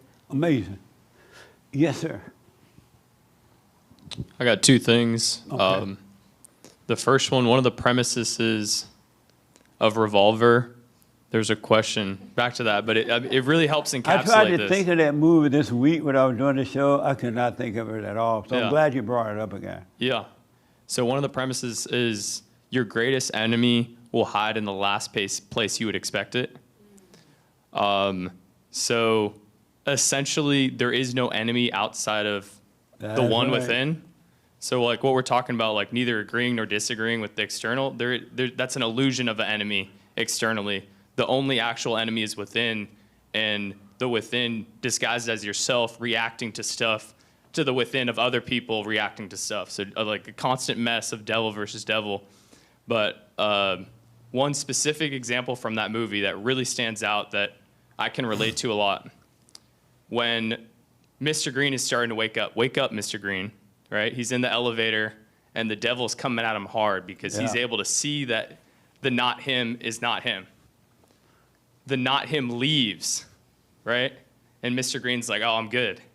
And then the devil comes at him that much harder out of nowhere when he least expects it. And I can relate to that a lot, where like I'm cruising, not in thought, and the devil will come out of nowhere and just smack me upside my head. Absolutely. So I just wanted to bring that up as a... And that is powerful. I want you all to watch that movie if you have not watched it. All right? You never heard of it? Huh? What year did it come out? I'm sorry? What year did it come out? Is it like an old movie? I don't know. 10 years. It's 2012, It's I out. think. 2005? Does it help to know that? I want to know if it's like a newer movie or like a 90s. It's an older movie. It's 2005, a long time ago? 2005. And Madonna's husband made it. Like a virgin.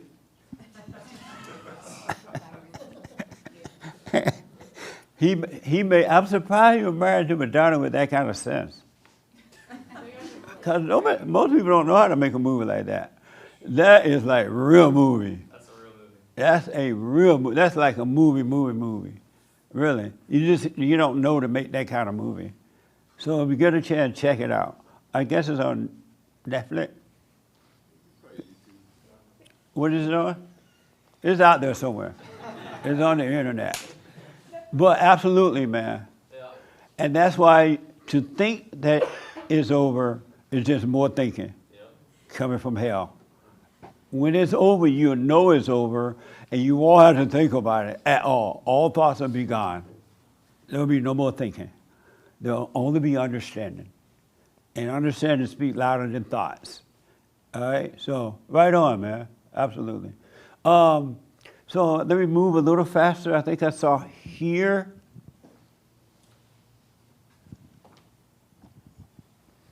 I think what I'm hearing from a lot of the people here, it's like the silent prayer has become your identity. It's this new identity you're taking on, and you're conferring with it in a way like you would your identity. When I went to forgive, I had no idea what I was doing. I didn't understand forgiveness. But once I did it, it felt like,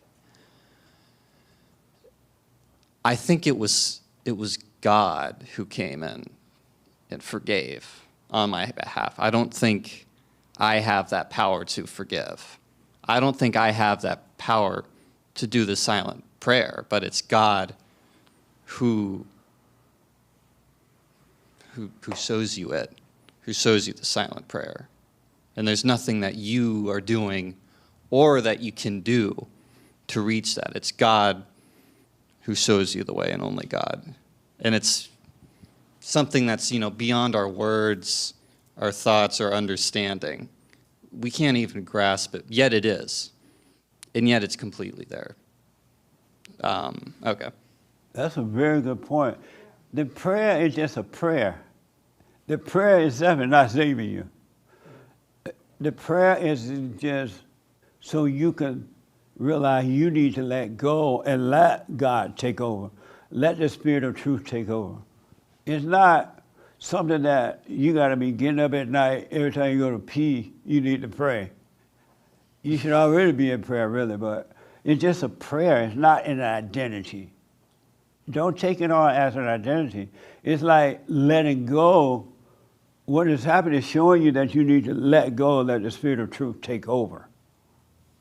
Because when I went to for you, I didn't know what was going to happen I didn't even know that I had resentment toward my parents. I did not know I had it because I loved them. I felt love for my parents, what I thought was love, right? And I didn't know that I resented them until I kept asking God, what's going on here? Like, what the? You know, I'm going to church, I'm doing everything you say. At that time, I was going to one of those Christian churches. And not that we're not a Christian church, but, and they were telling me to pray and do all this, pray in tongues. And so I was doing everything, but nothing was working. So I just asked God, you know what, let me see myself. I don't really know who I am. And I didn't know that I am, but I didn't know who I was, right? Then he allowed me to see. And I saw that the anger was holding me back from seeing. And so I went and forgave it. I didn't know that once I forgave, that was going to be it. Really. So you're right. It's God that's doing the work, and he's just telling you how to be with him by being present. Pray without ceasing means to always stay present rather than being in your head about anything, except practical thoughts. I almost don't want to tell y'all practical thoughts anymore because people are confused about practical thoughts. A practical thought is like, I got to get my car repaired. I'm hungry. It's time to go to bed. I mean, some people are like, what about practical thought? How you ask about a practical thought? So they get confused. They make that an identity too. So they're afraid to think about eating. But that's a good point. I don't know if you're doing that, but the prayer is not an identity. Don't feel like you just got to make it happen. You can't make anything happen. That's the whole point of letting go, to see that you can't make anything happen. Amazing, huh? Yeah. Right on, man. Don't make it an identity. It's just a prayer. It's just being present. All right? Okay. So, quick thought, comment or question because of time. Firstly, I'm definitely going to watch the movie Revolver. You haven't seen it yet? Not yet. Well, yeah. Almost 100% watch it. And watch it with an open mind. Don't assume you already know what's going to happen. All right? Because Satan tell you, oh, this is going to happen, it's going to be exciting, and it'll be boring. Go ahead. Secondly, I wanted to answer the biblical question. Okay, hold that thought. I'll get to it in a minute. Okay. The young man in black has something to say. Yeah. How old are you? I'm 14. 14? Yeah. And does this help you today, this meeting? Did it help a little bit? Or has it helped a little bit? Yeah. I'm Yeah. sorry? Yeah. Have you forgiven your mother? Yeah, I think, yeah. I can't hear you. Yeah, I think. And you told her? You went to her? No. You have not gone to her? Well, like, You want to come up here? No, it's all right. I'm okay. I'm sorry? No, it's okay. I'll stay in my seat. Well, you need to speak a little louder, or you have to come up here. All right. So you didn't go to your mother and forgive her? No. And why not? Because I feel like Speak up. I feel like I don't have to, I guess, because, I mean, I don't have any anger towards her. You don't have an anger toward your mother? No. And so why is she able to make you frustrated sometimes? She doesn't make me mad. What she does? She makes you happy? Yeah. She spoiled you? No, not spoiled, but she treats me right. She what? She treats me right. And have you forgiven your father? Yeah. And you told him? No. And why not? Because kind of like the same thing with my mom. He treats me well. You have perfect parents? Yeah, kind of. Okay, keep on living. What? Keep on living. Yeah. Do you have anger? No, I'm not. I'm not angry at people. So you never get angry? I mean, every now and then I will, but I mean, You get angry sometimes? yeah, Every now and then? yeah. And how did that come about? Like, it's Where does just, that anger come from? not me. I'm sorry? Not me, like Satan. But it's inside of you, right? It gets expressed through me, I guess. So it's inside of you. Yeah, kind of. Did you know that any guy that has anger is a woman? And yeah. You knew that? Yeah, my dad tells me that. Oh, he did? So how it feel knowing you're a girl? Not well. And that came from your mother. You became like your mother. Yeah. Do you know that? Yeah. Okay, you got to go and forgive her. Okay. All right? Yeah. Any question? No, I'm okay. And when you were asking your father to help you deal with your mother, did he help you deal with your mother growing up? You're still growing up, but growing up? Yeah. He would help you deal with her? Yeah. Oh, okay, cool. Any question? No, I'm okay. You all right? Yeah. Are you nervous? Yeah, kinda. And why? Cause I don't really talk like in front of a lot of people like this. I don't know. And why not? It makes me nervous. I don't know. It makes Like, you nervous? Do you yeah. want to overcome being nervous? Sure. Okay, come up here and talk. Oh. You're like, oh. Yeah. Come up here and talk, and you can get over it. You will never be nervous again.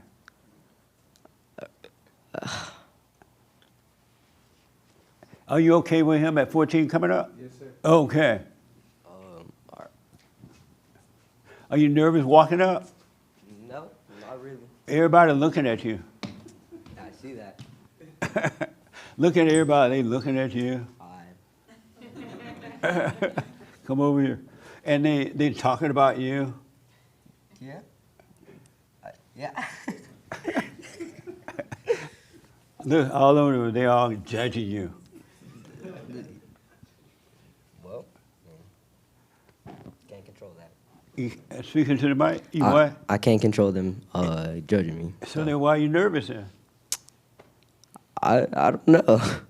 And who is nervous, Satan or you? Satan. So don't call it you anymore.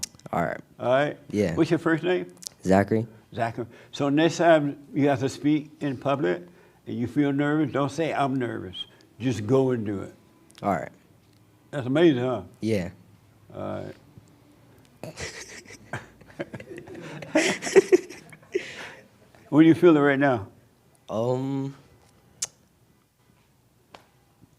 Nothing. I mean, I'm kind of just here now. Like the nervousness went away now. I feel rest like- my case. I mean, I'm already doing it. I can't be nervous anymore. That's right. Nervousness is an illusion. It's not real.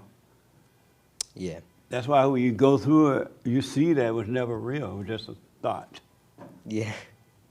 Isn't that true? Yeah. Yeah. All right. You smart in school? Yeah, I get good grades. You play football? The season just ended. What? The season just ended. I did play football. You did play? Yeah. You play football? Yeah. All right. What did you play? I played cornerback. Oh, you did? Yeah. All right. Amazing. Yeah. So look out at the crowd and then you can go. All right. Look thank at you. everybody in the eyes. All right. Yeah. And that Hake right there. Hank, Hake, not Hank. Oh, Hake? Yeah. All right. Hi. Sorry. Sorry for saying your name wrong. And that's Derek, my producer. He black. Hi. Yeah.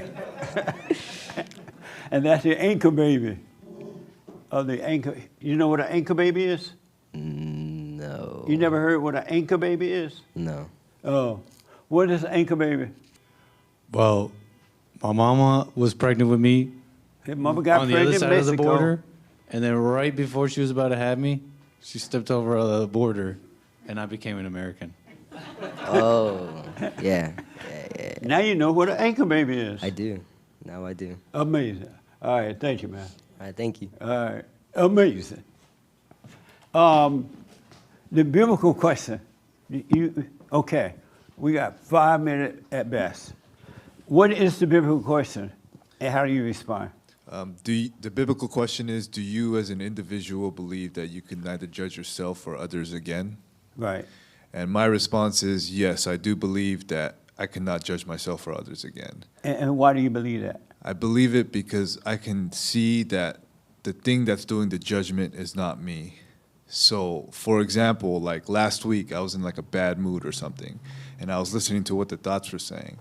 And in my voice, it was saying, don't worry, God's got you. He controls everything. It's going to be all right, you know, just stay present. He was giving me all sorts of stuff. And then immediately after, in that same voice, it gets really nasty towards me, saying stuff along the lines of like, you worthless piece of filth, who do you think you are? And I'm just standing there just like watching it, like, what in the world is going on with this thing?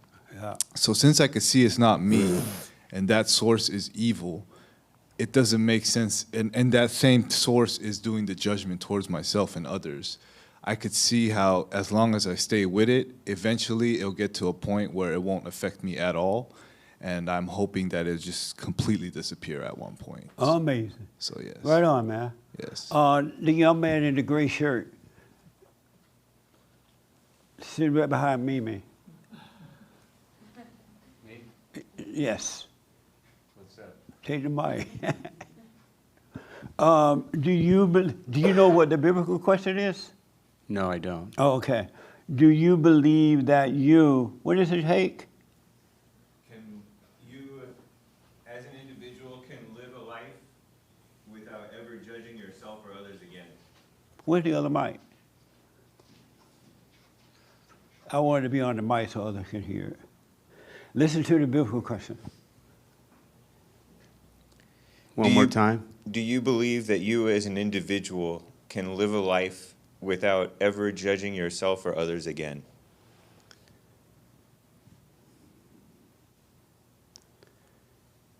I believe in a process, and that just seems like formulaic with an end result that's this way forever.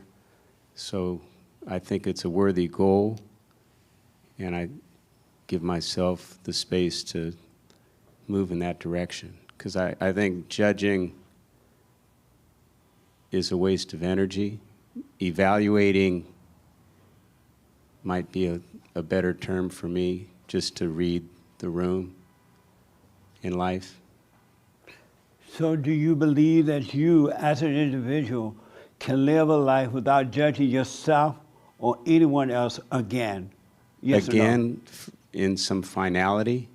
Do I believe it's possible? Sure. So you believe that you can live a life without judging yourself and others again? I have the capability of doing that. Do you believe you can do it? Yes. You do. And why do you believe you can live a life without judging yourself or anyone else again? Why do you believe that's possible?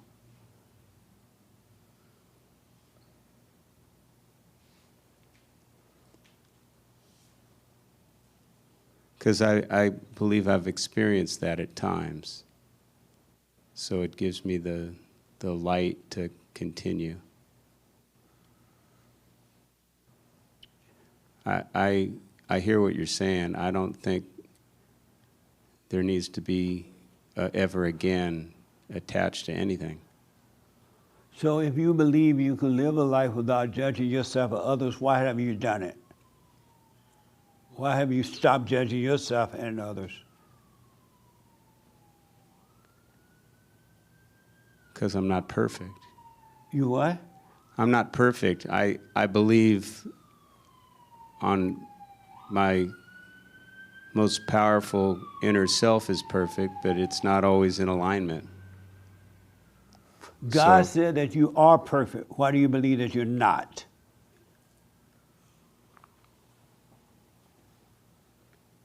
Because I make mistakes. I'm sorry? I make mistakes. But God said you are perfect. Was he lying? No, you can be so perfect. So why do you and believe that you're not perfect?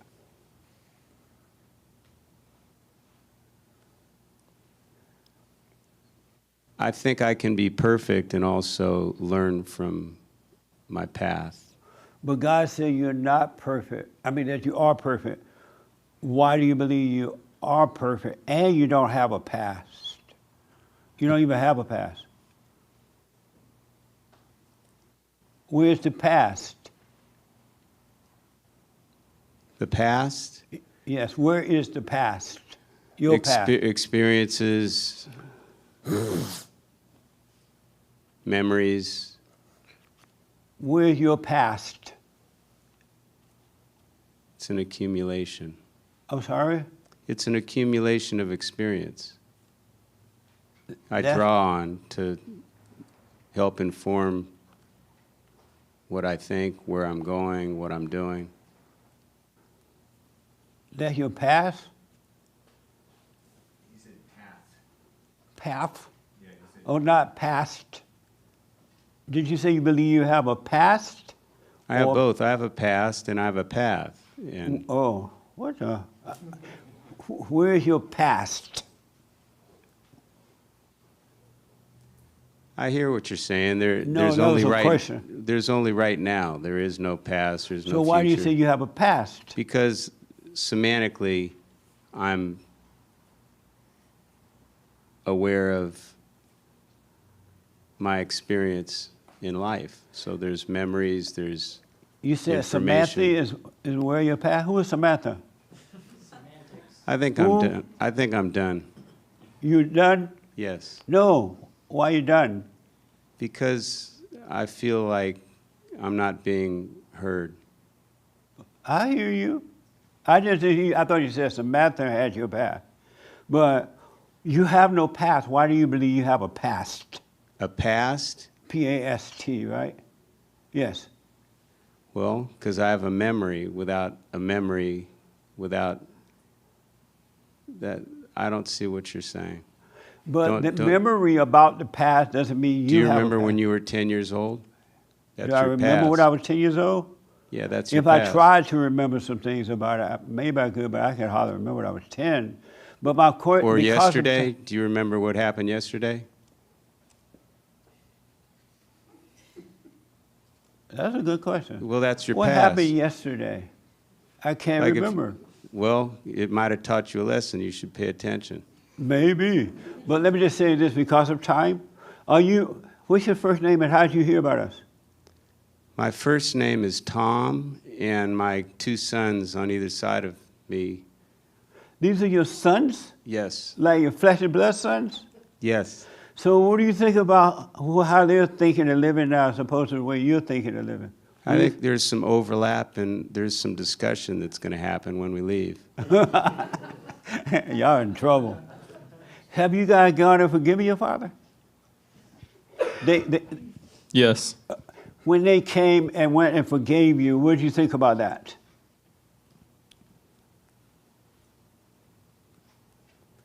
I think it's a good thing. I had a question, though. You have to go face your mother. You have to go face your father. What do you mean by that? Like, is there an exchange that you're looking for in particular, or is it just facing them and then whatever that means is going to come to you? It's going to come to you, absolutely. And God said that before you can enter into the kingdom of heaven, you must go and forgive.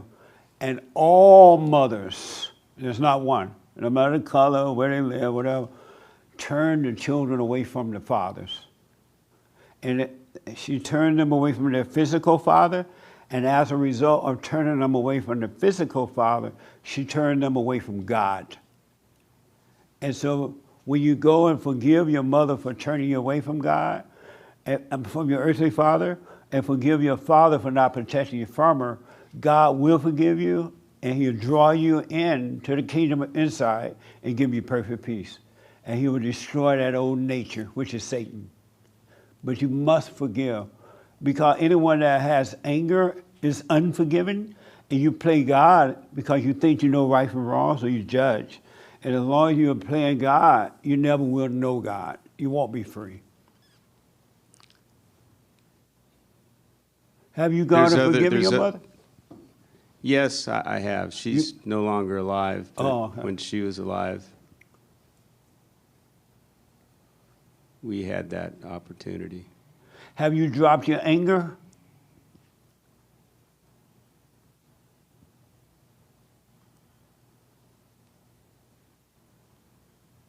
No. And why not?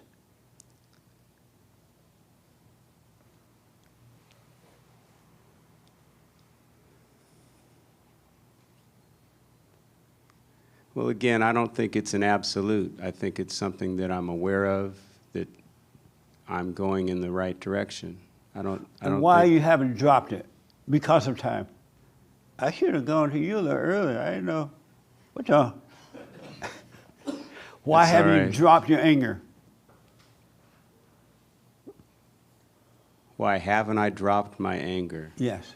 Having your son told you that, oh, not, I don't want to put words in your mouth. Have your son told you that you need to drop your anger? Have they told you that? Yeah, it's working okay, because I think normally I'd be really pissed off at you right now, so.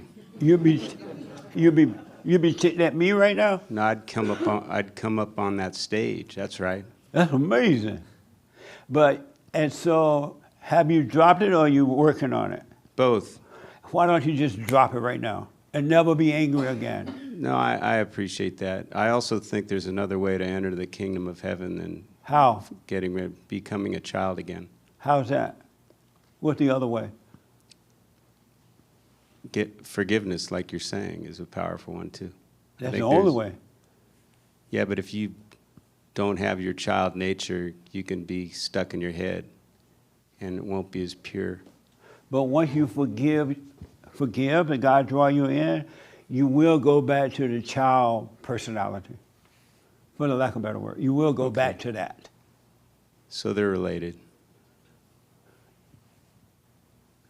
Anger and child? Forgiveness and child. There's an innocence that comes from forgiving, so you're not holding on.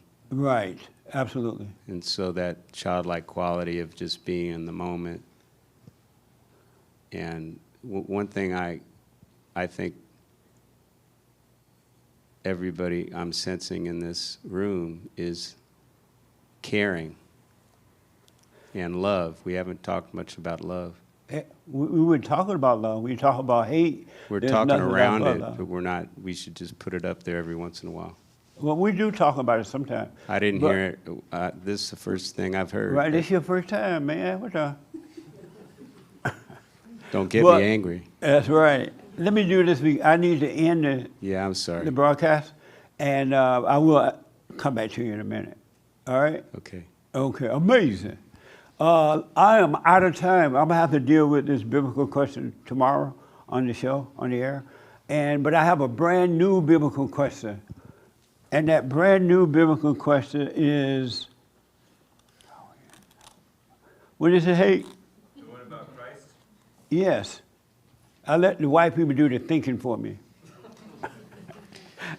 How do you know when you're approaching Christ? How do you know when you are approaching Christ? That is like bring it on home to me question. It's so deep. How do you know when you're approaching Christ in the blue?